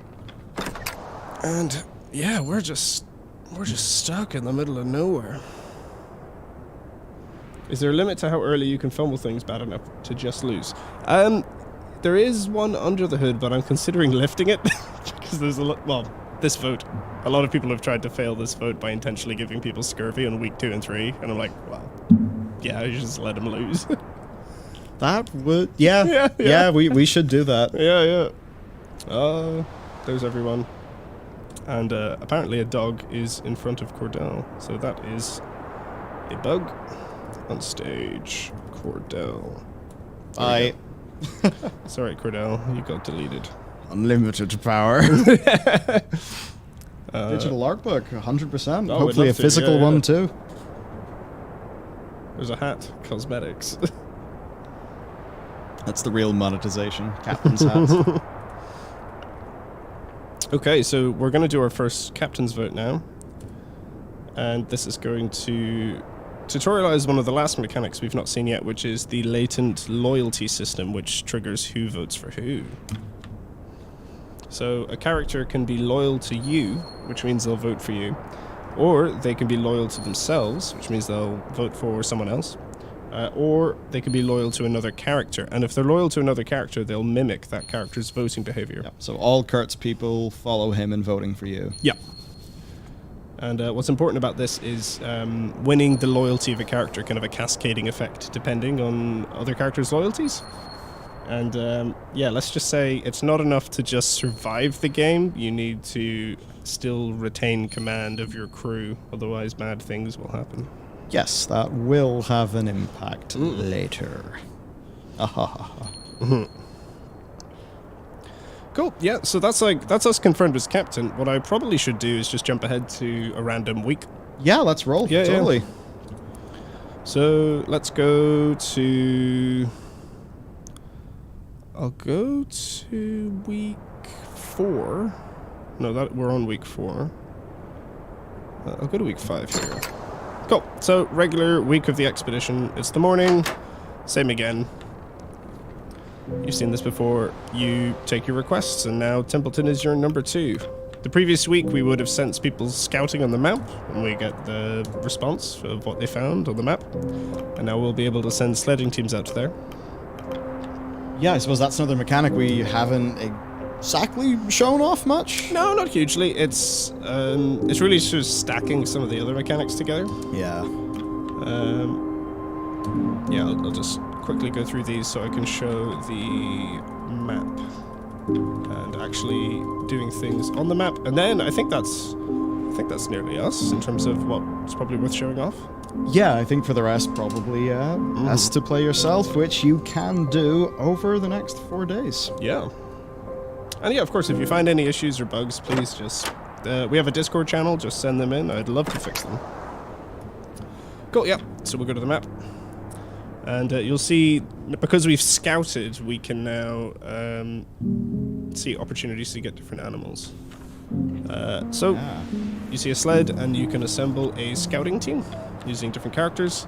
And depending on the number of people you send will dictate the number of resource cards you get. But because you're sending out a team over the course of the week, it takes you a week to get the response. And then, of course, it takes 7 dogs a sled team, so you can realistically only send out 2 per week. Yeah. And, like, in terms of the overall game loop, so you'll sort of play a day, send off your orders, then over to the next week to essentially see how everything you've done has resolved. because playing every single day of 42 weeks would be really boring. Screw that. And then you can also see, how the ice changes over the course of the weeks that we've unlocked. Yeah. It's pretty spooky eventually. How far does the demo go? Week limit? Territory 1, Territory 1, week 5, which is the 8th week of the game, I think. And are we still on the Temperance? It's up to you. There we go. Up to the player. They may or may not be on or off the ship by that point. And you can lose the demo. Everyone can just fucking die. You can. Excellent. Yeah. So, I'm intrigued to see whether anyone does that. But yeah, I think, other than showing the ship and perhaps some of the issues, or just the lighting changes that are kind of occurring. Well, that's a fun thing, because you can't just, paint the ship. It's all the different times of day. And, yeah, there's a lot of assets, a lot of game making in building a boat. Yeah, man. A lot of learning about boats, too. Oh, yeah. And that's kind of where Lucas Pope comes in and just playing Obra Dinn. Oh, dude, he read so many books on boats. It was ridiculous. Actually, dude, I told you I met that person who's like a galleon builder in the Basque Country. What? Yeah. Of course. Her mum works in the local film and theater scene here, but I need to hit them up about actually seeing some galleon building. That looks great. Oh, that's cool. Oh, here's a good thing to end on. You can pet the dogs. Aw. So, give them what they want. You knowingly nod at it. I think I had to write 15 different versions of this, but my laptop's died. Cool. Are there any other questions, or do you want to go into a QA, or what do you reckon? I think probably hop to QA. I wonder, would it be good to find somewhere with nice music? little bit of music or something? Let me see. You know what? I'll leave that to Matt. He's production. Would that be a terrible idea, Matt? Nope, that'd be good. He says it would be great. I'm going to go to... Of course, it's one of our streams, which does mean that Siri has, of course, interluded. I like this bit of music, but... Yeah, I think that's a good place to leave things. Okay, I'm going to take that off. Hearing echoes of each other. Oh, man. Turns your brain to fine soup / jelly. So, soundtrack when? Good question. Launch, I guess. We'll see. We'll very likely do a digital release of the soundtrack. Going to see about maybe doing a physical run of vinyls as well. Cool if you could get things in Spotify. I literally have no idea how any of that shit works, but it would be cool. I know Steam as well. James and Jackson have actually been putting down some of the tracks in official notations. They want to give out some of the sheet music, and they want to give some of the assets out to see what people can do in terms of remixes and things. Oh, that's awesome. Yeah, it'd be good fun. Nice. So, Hyper Anthony has a question. How long was your overall dev process from start until now? Oh, boy. This might be a bigger question than you bargained for. Yeah, okay. Chronologically, this project specifically started in 2018 when we abandoned the How to Kill Monsters game. Yes. It started back when there were still only 4 people in the company. And since then, the studio's evolved into an actual, just proper studio. We've all grown up a lot. And this first went through a series of iterations as a visual novel game. Then we pivoted to doing a bunch of other projects, got publisher funding for this, and basically turned it into the game that it is now. I think some of that just goes to how you actually do indie dev. Yeah. So we made the demo for this game, and then it's at the stage of okay, we don't have the money to build this game yet. And then it's a question of we either go straight to the audience in a crowdfunding model, or we try to do things the more traditional way. Basically, our thought there was okay, we're a first-time dev. Feels... Because if you don't have a publisher, you're entirely self-producing, you're doing all of that, that's harder. Yeah. And I think... before any crowdfunding or stuff like that is a thing, we want to have a shipped game that's all worked that well under our belt. Yeah. So that brings us to the stage where, okay, we're going to pitch this around. So me and Thomas will be going to Gamescoms and things like that. I think it was a digital Gamescom, actually, Yeah, that got it for this. It was the second month of COVID. I was in my room in my gym jams speaking to Chris White from Fellow Travelers. Was it? Wow. Being like, lads, have you ever heard of snow? Yeah, no, like they've been fantastic. And we've learned so much, like especially working with their production team of just like how to run an actual game production. I'm super excited about this game, but I'm almost as, if not more excited to hit the ground running on subsequent projects, knowing the entire pipeline start to finish. Oh man, you learn so much. Yeah, and showing these guys more of it as well. Just we want to tell you everything we've learned. Yeah. So we're at that stage then where this game starts. It started like a few months after the 2018, where we really realized Monsters was going nowhere, way more than we could, bit off just way more than we could chew. So then we're in this stage where it's okay, right? We need to get a publisher for this game in order to put food in the table. We actually got basically. close. We did have someone interested. Yeah, for just keeping lights on. Then what happens is, so there's local like economic development agencies, in our case it's NI Screen, whose logo you will actually see in the demo.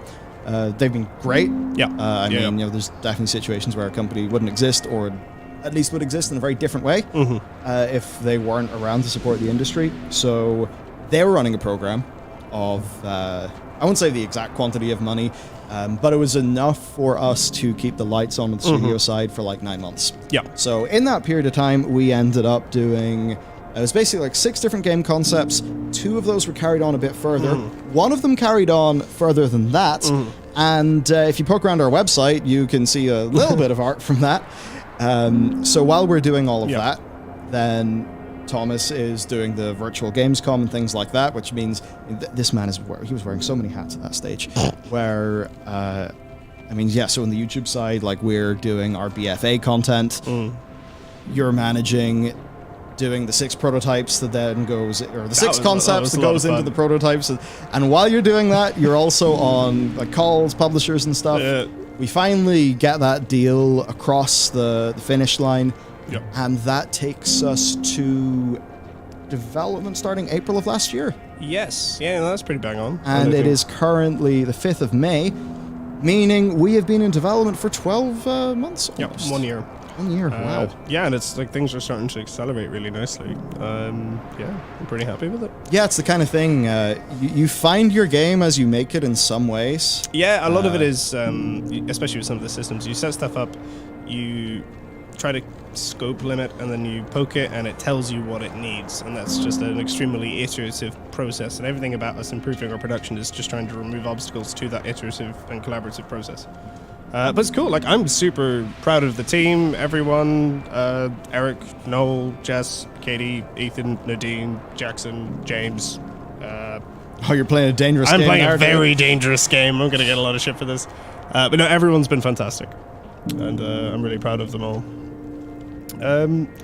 Yeah, so I guess that's how long it's been. There is still more to go in development. So I mean, like in terms of like don't worry, we know the ending, we know all of that stuff. The way that we at some point we'll talk about this more, but having a continuous delivery model for Dave development, Farley, because what can happen, and this is what killed us in the past. Yeah. Is, you know, you think, okay, what's the style, what's the gameplay, alright, you sort of go off doing that. Okay, the systems, you go off doing that. But you're in a situation where it's like, how long is it till you actually get a prototype of your game that you can fucking play? Because getting a slice of your game lets you see how the game you've made actually feels. Yeah, it's like, you know, you can't, it's like trying to put on a play without ever doing the stage rehearsals. You need the tangible thing that you can intuitively react to. But, yeah. Yeah, so that's how long things have been for the overall dev process. Yep. For another question, roughly how many endings, or does it not work that? Depends what you classify as a different ending. If in terms of the macro, there's like discounting the multiple points where you can just die. So like complete failure of the expedition. There's about 6 or 7 of those over the course of the game. 2 main ending pathways.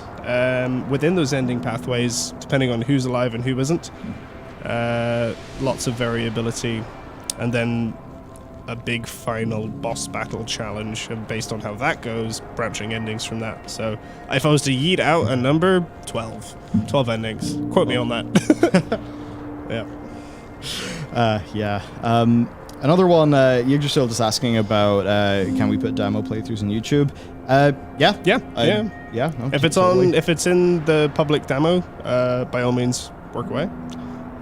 Yeah, I'm just gonna take a quick look at the demo and just fix a few bugs. So you'll probably get some patches over the course of the week. But yeah, you should be. Yeah. Good, Do we?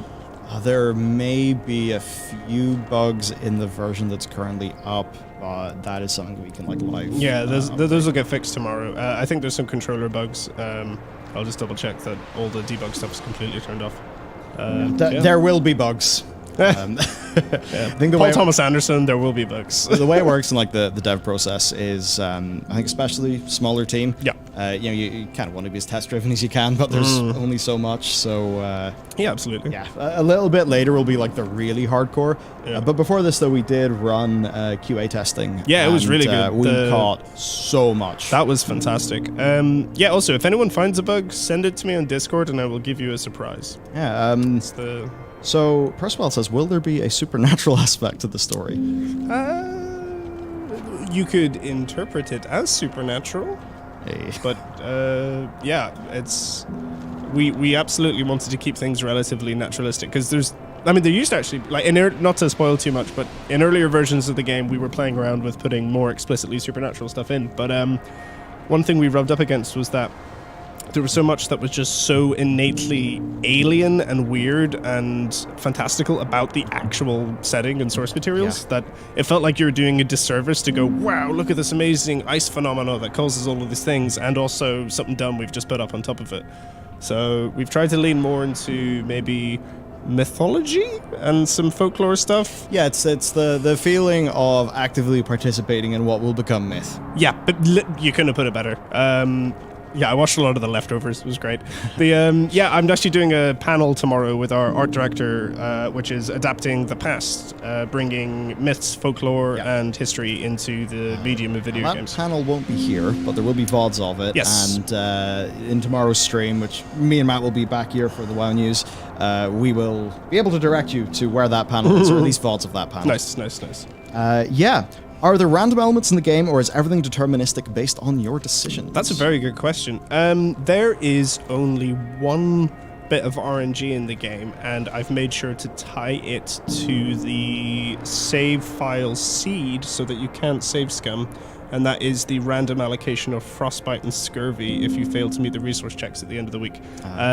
What we found was... it can work if you design for it. Like, Disco Elysium and actually Citizen Sleeper both do this, where they have a lot of distributed RNG that the player can then spend. The only RNG we're doing is punitive. But that's just because of the nature of the turn-based stuff. I don't think it works particularly well for this design. We always want the player to be able to trace back a logical series of choices in a chain as to how they found themselves in a situation that they feel responsible for. Going back to the ownership of consequences. Yeah, when kind of random numbers come in and start to mess around with that, it can erode. It erodes the the direct link between the things that you've done and what happens. Yeah, and like we've created this complicated save tree, and we want you to be able to use that to navigate through a deterministic branching game rather than feeling like you're lost in an ocean of RNG. Yeah. Grick Rhymes That's a good asked, how long is the game? Like, we know it's 42 weeks in game time, but roughly the length in hours. So the first thing to say is that will depend on a bit of like one's own play style. Yes. So are you going to try to exhaustively go around, talk to every character, see everything? Definitely the way that I would recommend. Yeah. Personally. So that will kind of make you a bit larger. We're thinking sort of 6 to 8 hours, maybe 7 to 9 hours. Yeah. As like that would be the low end and maybe the average. Yeah, it depends if you count replays or fail states as like additional game time or not as well. Yeah, so that's us talking about one run of the game. Now we can talk a little bit about after the sort of New Game Plus-ish stuff. I wouldn't really call it New Game Plus. What you can do after you've finished the game. It's a beach episode. Oh, really? Man, we need to do a beach episode DLC. Let's do it. So yeah, I mean, if we go to, we've done QA for the whole demo, right? Yes. So in terms of the play time for the whole demo, That was between, what, an hour and 40 minutes and 3 hours? Yeah. And Yeah. one guy clocked in 5. One person clocked in 5, but I think they were actually being super specific with their feedback. Their playthrough was actually like super useful, so like, awesome. props to them. But yeah, the I'd say between hour and 40 minutes, 3 hours for the demo. For the whole game, multiply that by 2.5, maybe. I don't know. Yeah. Yep, some things will be pending because we're still building them. Yeah, exactly. And, And ultimately, I want to follow what is right for the. I mean, production notwithstanding, follow what's right for the pacing of the actual played experience, not some sort of artificial time goal. That's the thing. It would be very easy for us to inject a whole bunch of bloat, so we're targeting the best experience, kind of rather than like an hour, a quantity of hours. That being said, for kind of like maximally exploring everything in the game, so the one thing you've seen is the save tree system, which, I mean, yeah, Thomas can demo a little bit. So we're not exactly sure what this is going to be like on someone's very first playthrough. We don't want to overwhelm and confuse people, but when you have completed the game, this will be fully opened up, and let's just say the background art will be different to what you're currently seeing. Narrative events. So there is that, which will allow you to really like navigate all the kind of like different branches and ways that you've played the game. But in addition to that, there is actually another mechanic, and I'm not going to tell anyone what it is without your express permission. There is another mechanic that for people who kind of want to dive in, play different runs, see different endings and stuff like that. That should kind of help them do that, because we don't want to just say, oh, there's 4 endings, games 8 hours, therefore 4 times 8, or you know, if it's technically 12. So we don't want to say that. You'll be able to experience like lots of different endings and things like that. We're trying to respect your fashion. time as much as possible, I think, and our own time as well. I think that's the humane thing to do. Indeed. So Voxlers and Akalon asked about DLCs and things like that. So we have joked about a beach episode. No, I'm not joking. This is my serious face. It's a serious face. Who knows? Maybe there'll be a beach episode. Yeah. Currently, I would say this is a world that we have plenty of ideas what it looks like. We know of some other locations. Yeah. We could potentially even know of other games or things we could do in this world. We're very much not in a state where we want to just like say, oh yeah, we're going to do 3 games and a kart racer or something like that. You know, like Naughty Dog. Right now it's basically TBD. We want to ship the game first. Yes, and also the beach episode. Absolutely, and I think tonally the team, not to put the cart before the horse, but the team would like a palate cleanser, whether that's beach episode DLC or just an entirely different project beyond this. I think. I think that's that. Any other questions? Oh man. Oh yeah. Okay. What did you learn most from this game?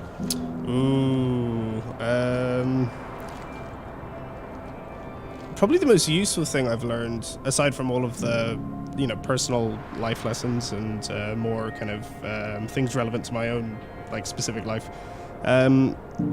would be some fundamentals about design and the chasm between the intended developer experience and the subsequent actual player experience. And probably the biggest thing is that if you can't articulate an aspect of a vision to yourself and to your team and quantify that in terms of a production and timescale over the course of a production, then the chances of that vision going through those various sieves and filters and making its way in any way intact to the player is very small.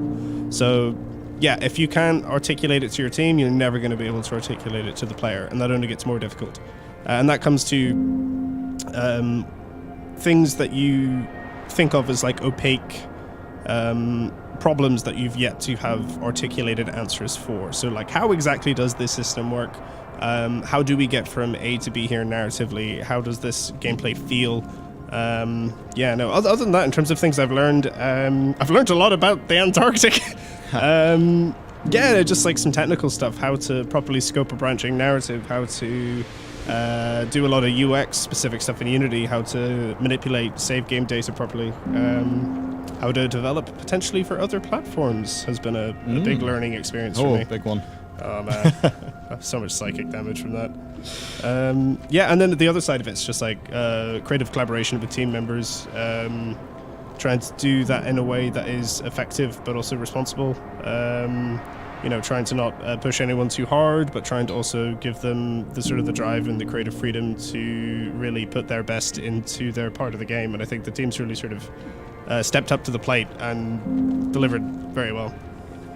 Yeah, man, it is so toasty up here. Oh yeah, I'm Holy I'm shit. sweating. Oh yeah, I haven't had any food since like earlier, really? so I'm now sweating. I'm really lightheaded. nervous. It's very pog. I think from what I learned from at least as far as my capacity in all this has been, essentially continuous development, like 100% that, which, you know, I would say some of that's been, it's kind of like looking at our own failures, looking at maybe me and Matt doing a lot of analyzing of other live games, one MMO in particular, and it's kind of thinking about like what are assumptions in a design, and it's that sort of thing of like, you don't want a situation where it's very easy to have things not be talking to each other. So a good example in the previous game, Monsters. Yeah. You know, we had all of these ideas for what the roguelite-ish bit of it was.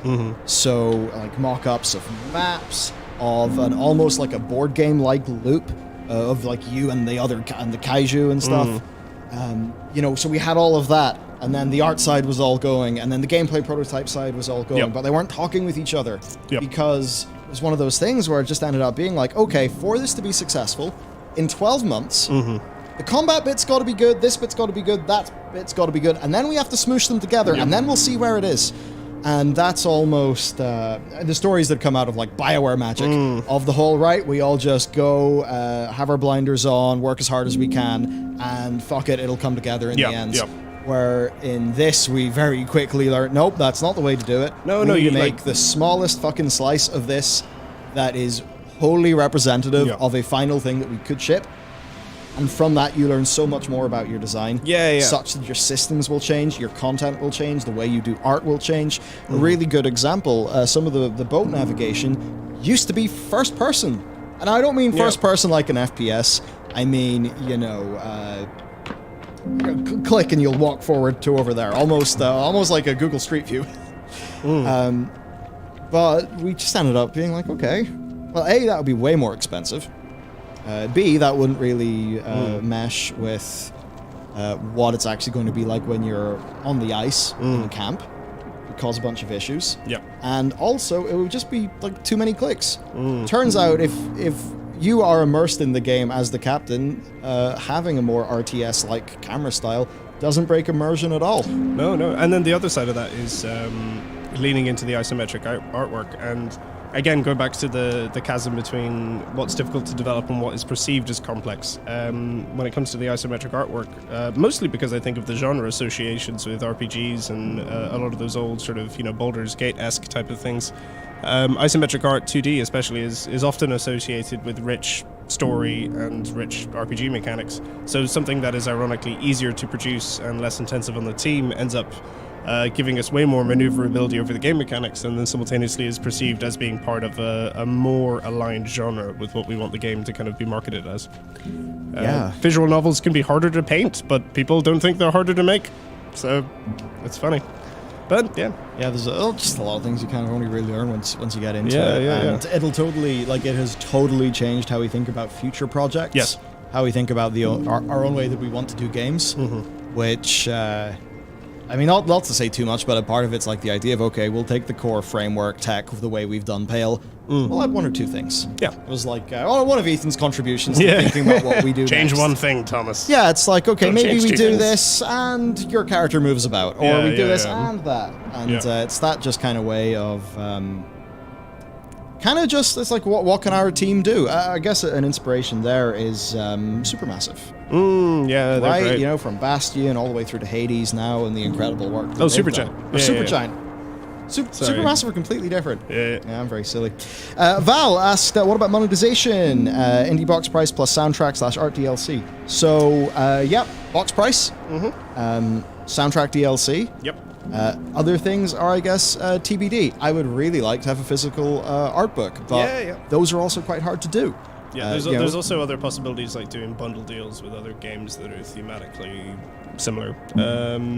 I think longer term we're planning on maybe doing some merch stuff, and then potentially a physical soundtrack release would be fantastic. Yeah, I would love. Oh man, just getting vinyls out. That'd be cool. That'd be very cool. Even just to do it would be cool. And then other things like we can make things like pins, the likes, and certainly if I can. If I could get, not necessarily a collector's edition, but like a little collector's bundle, and we can make like a nice little box for it and have some nice goodies inside, that would be an awesome thing to do. Yeah. But, TBD, because we do have to make the game first. Other questions? Well, one here from Bunny Beast. The art is great. Will there be Steam trading cards, wallpaper, stuff like that? There should be. There's definitely going to be Steam achievements. I need to look into the trading card API properly. Yeah. What games, if any, inspired? A lot of Lucas Pope's work. Yes, Your Grace was quite influential in some areas. Some of the work of they made the Banner Saga. What are they called? Stoic Games. Yeah.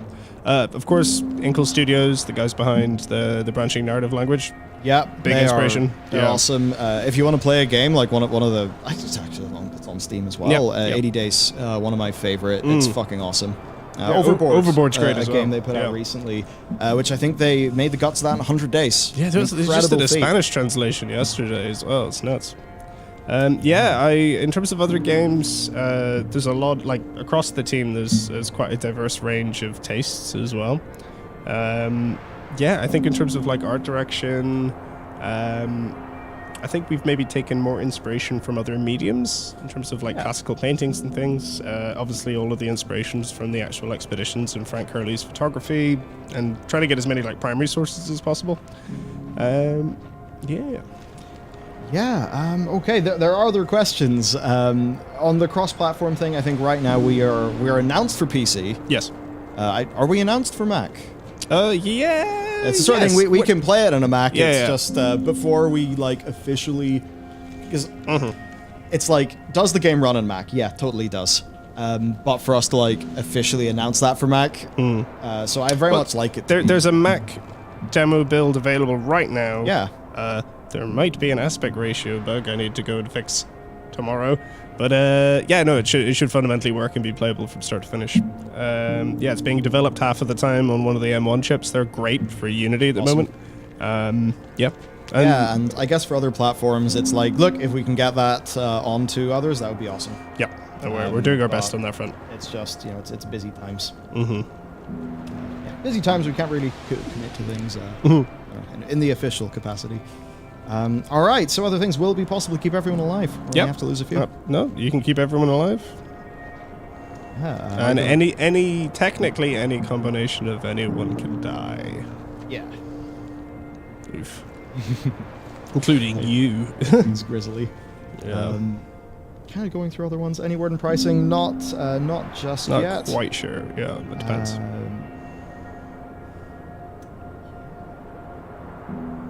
We're still just going through questions. Very sweet.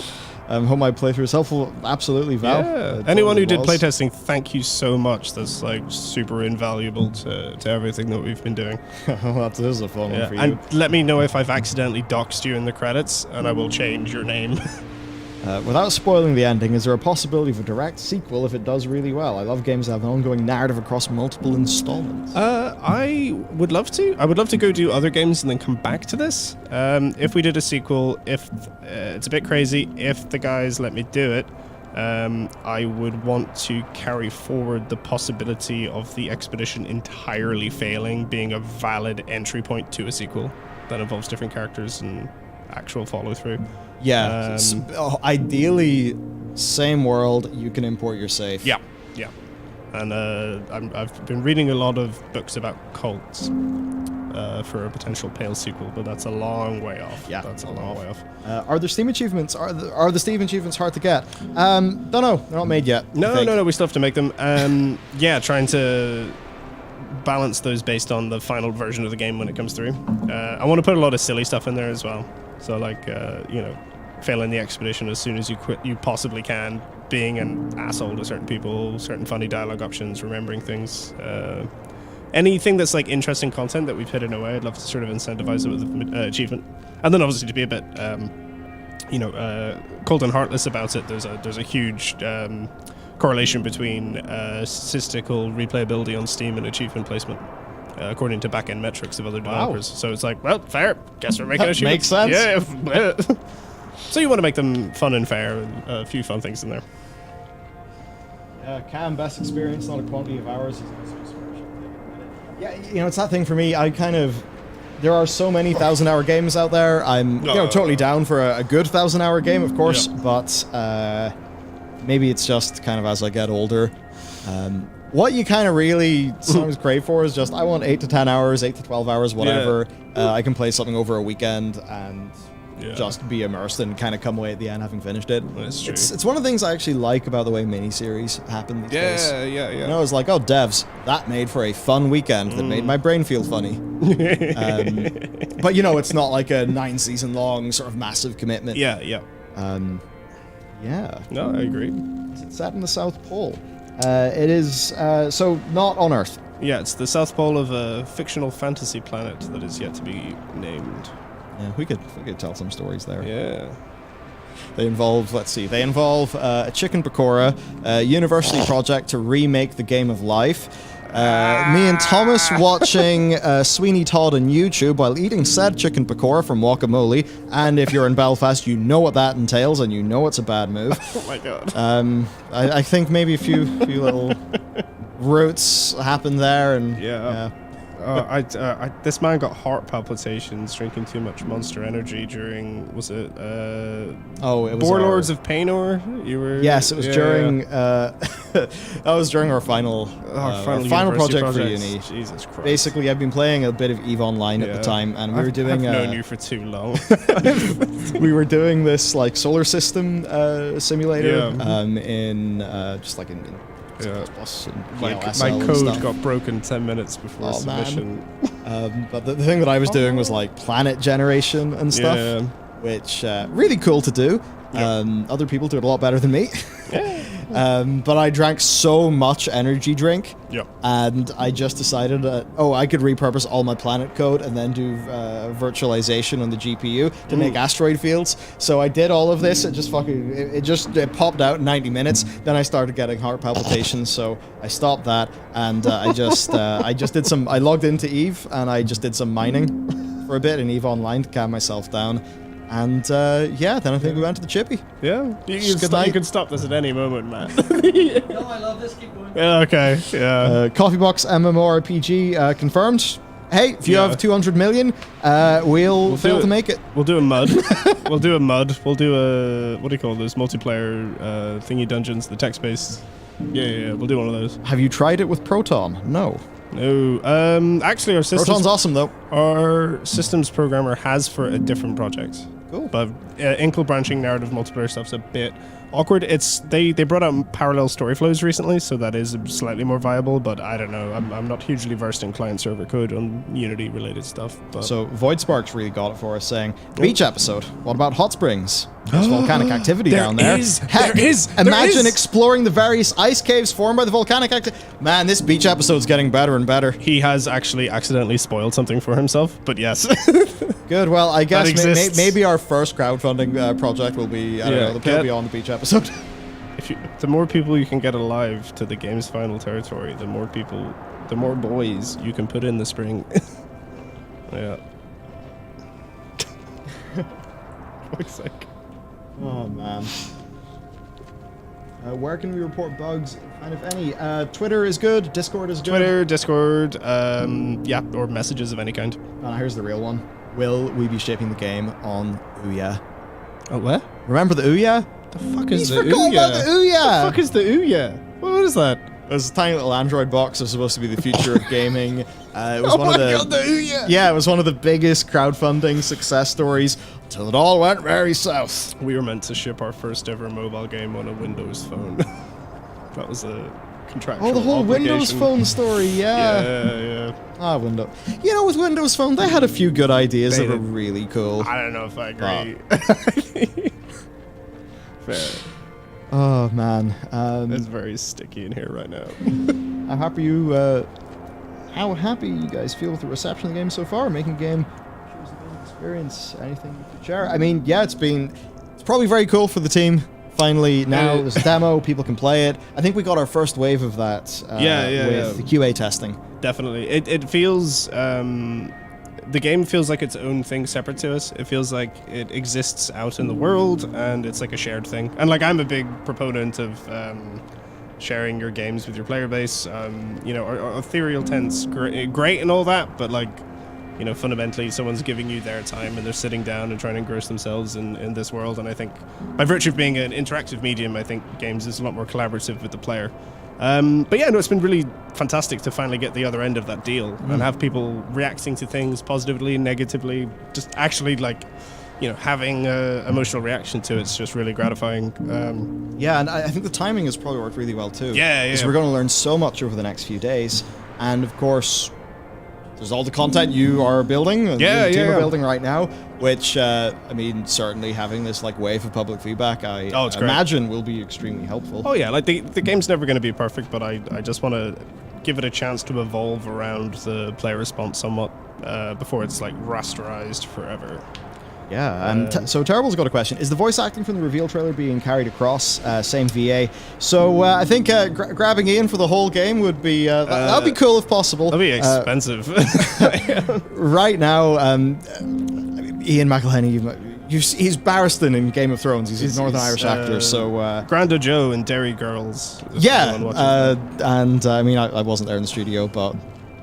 he was great. It was really cool just that day. Like, oh fuck, Thomas is going to go and do voice work with Ian McElhenney. What the fuck? That's really cool. He was class. He turned up.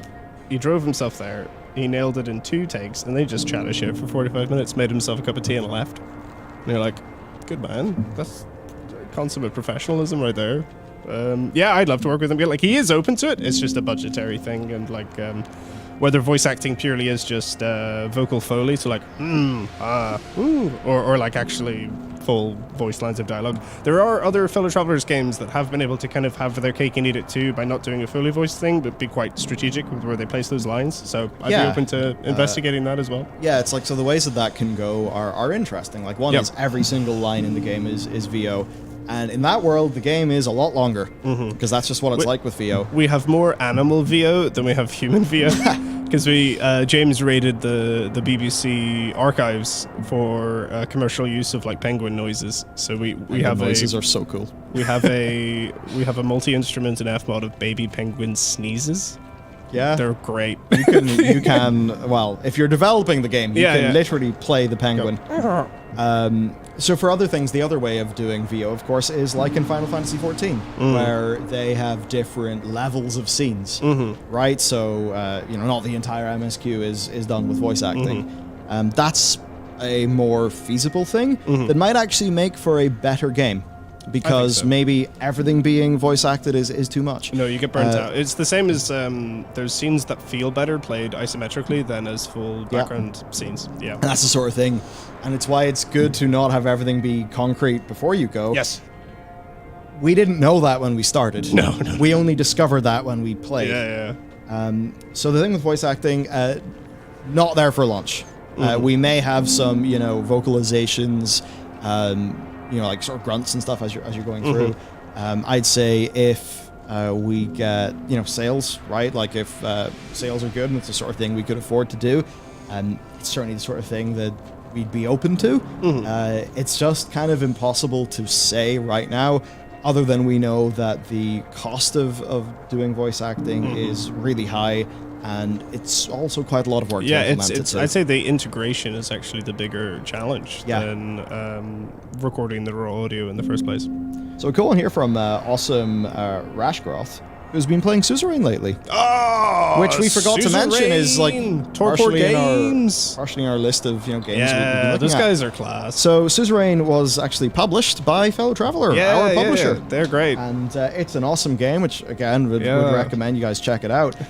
So he's just saying, I've been playing Suzerain lately, which is like 4 to 5 hours, but I already finished my 3rd playthrough. Oh, nice. And like, that's awesome, and certainly it's the sort of thing, if we could tap into that. Let us know where you ended up on the political compass at the end, because it charts you. It's great. Yeah, no, Suzerain was a great game to look at when we were in the early stages of this. Yeah. Are you worried about the streamer problems other narrative games are having? I guess like people fully playing the game. It's challenging. On the one hand, it's like it's more eyeballs. On the other hand, so there are some games where a streamer plays it and it's a really successful thing for that game. There are other games where a streamer plays it and their whole audience has experienced the whole game, and you look at the the sales or whatever in Steam, and it's totally flat. I'm so who knows? I guess all I can say is we would appreciate it if you bought the game and played it yourself. Yes, I'm in two minds about this. I think the onus is on us to make the interactive experience fundamentally better enough that you get more than just kind of watching someone play a streamer playthrough. But then that's a valid way to digest content. I don't know. I know like Bennett Foddy, he did that whole thing with Getting Over It, where like he has a message in the game to be like, "Yo, can you stream up to this point and not spoil this very last thing at the end?" So like there could be, maybe we could put a message in like that or something. But I don't know. I'd be more worried about people accidentally spoiling the game for themselves than someone watching a playthrough who maybe never would have played it otherwise. But hopefully the choices and the branches are interesting enough that someone goes, I wish I could have made a different choice. I'm going to buy the game and go do something else. I think fundamentally for the type of game it is, like, I would recommend not experiencing it through a streamer purely because of the importance of immersion. And I think when you're kind of in there, good headphones, no, Michael, playing. they're watching us stream the game. Shit. There we go, we just ruined it ourselves. I think that's the ideal way to experience it however you want. Like it ultimately it's an EXE we're putting out into the world. But I think the best way to enjoy is that. So going through. I'm good to keep going for a while yet.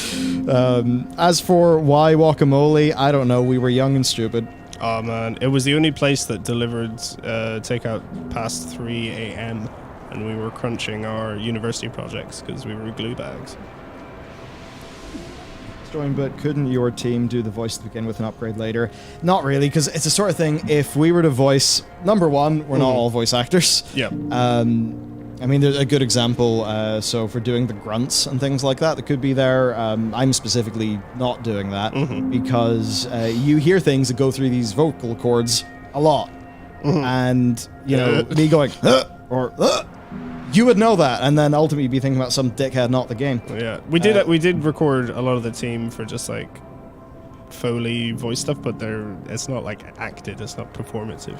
But so it's the sort of thing where we would be incurring all the cost of implementing voice acting, but without, I think, who the characters, without the end result being sort of fully what we would want for the characters. So it's the sort of thing where it's like, if we're going to do it, then we should do it properly with the budget it deserves, and who knows, maybe we'll just get the rest of the Game of Thrones cast somehow. Yeah, why not? You know Kirsten there.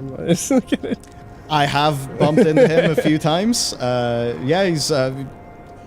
probably gets this so much. He plays Hodor in Game of Thrones. He's also a big World of Warcraft guy.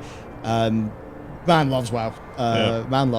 And also musician. Yeah, he's a DJ. He's cool. Yeah, certainly. I don't know if you ever come across this, but I do listen to music when I work. It is very good. So I mean, we'll see. Who knows? Michelle Fairley, is just down the road in either Ballymoney or Ballymena. I forget. But there's a lot of fucking great actors in and around Northern Ireland. It's wild. Actually, oh man. Would your man who played Varys be like a fun Templeton? Oh yeah. Conleth Hill. He actually directed a play here recently. It was very good. Yeah. He's a good spud. It's a cool little scene that's developing because Belfast. It's why I think fucking Kevin Hart's been doing comedy gigs in Belfast. Yeah, he's filming a movie here at the moment. Yeah, He's, the amount of people who, so that your man. I was going to call him Bean, and then I was going to call him Sharp. I meant to say Sean Bean. I think he was doing was he doing a thing here? Basically, there's loads of actors gallivanting about the sort of film and TV scene in Northern Ireland is just boom, boom, boom, really going big. I mean, some of that, obviously, like the one you'll know of is Game of Thrones, which was done here. Other places too, like Malta, but like their base of operations was here. Pale TV show. Screen. Yeah, so other things. What's next? Uh-oh. Will there be stats like X player chose option Y at the end?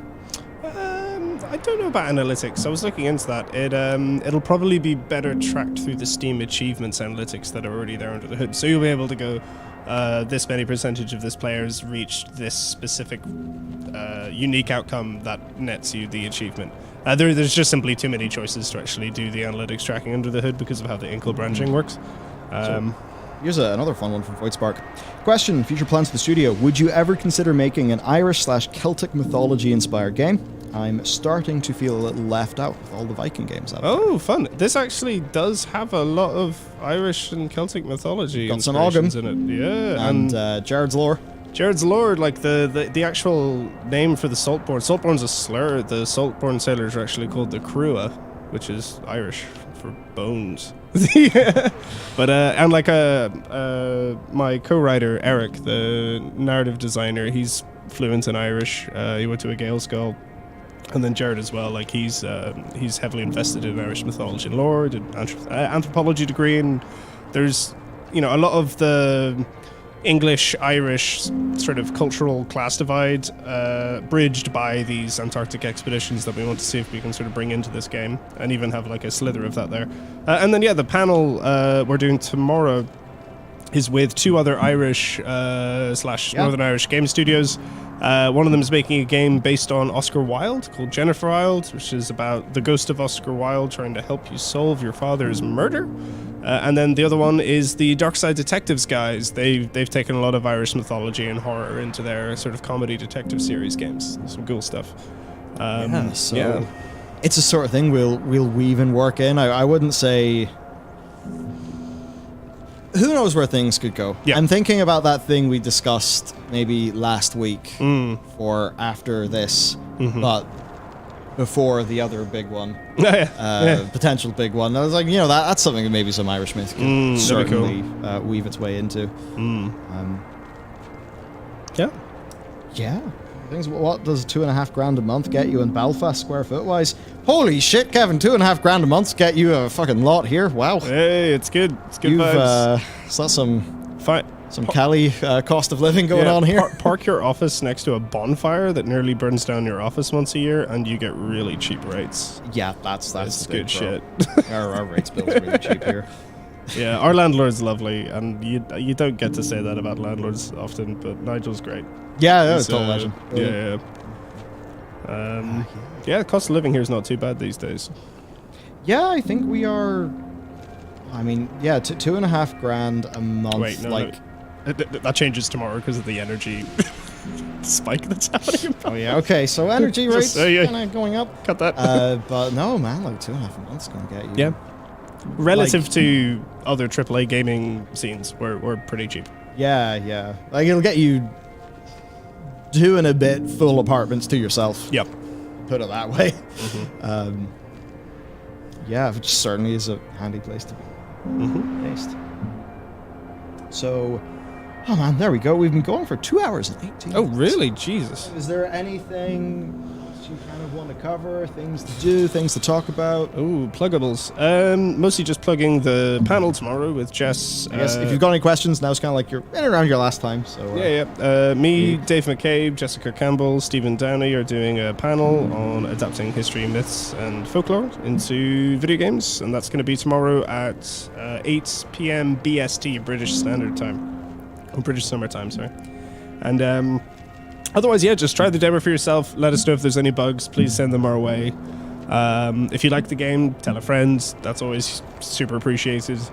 Follow us on our socials. Yeah, and just don't be afraid to reach out. Like, everyone who's spoken to me from our community has been really sound. Like, yeah, you guys are chill. It's cool. Yeah, just check out the other fellow travelers games. Citizen Sleeper launches today. It looks fantastic.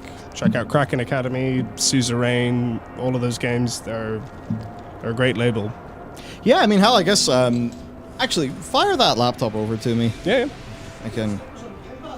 Yeah, Citizen Sleeper's on Game Pass today, as of an hour or two ago. Check it out. It's very awesome stuff for them. Nice. Indeed, I really, I'm looking forward to jumping into Citizen Sleeper. I love science fiction. Okay, don't have me on this screen just yet, Matt.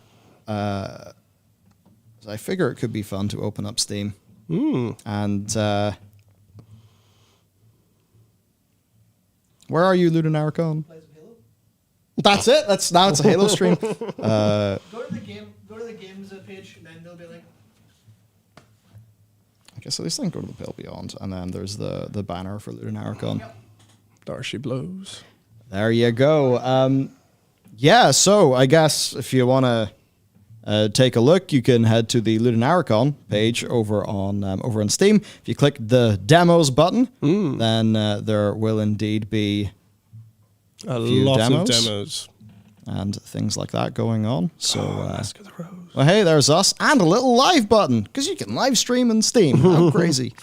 Yeah, so that's the LudoNarraCon. That's cool. Situation. There's a bunch of panels and things like that going on. Is anyone else streaming right now? We could end and raid their stream and then leave.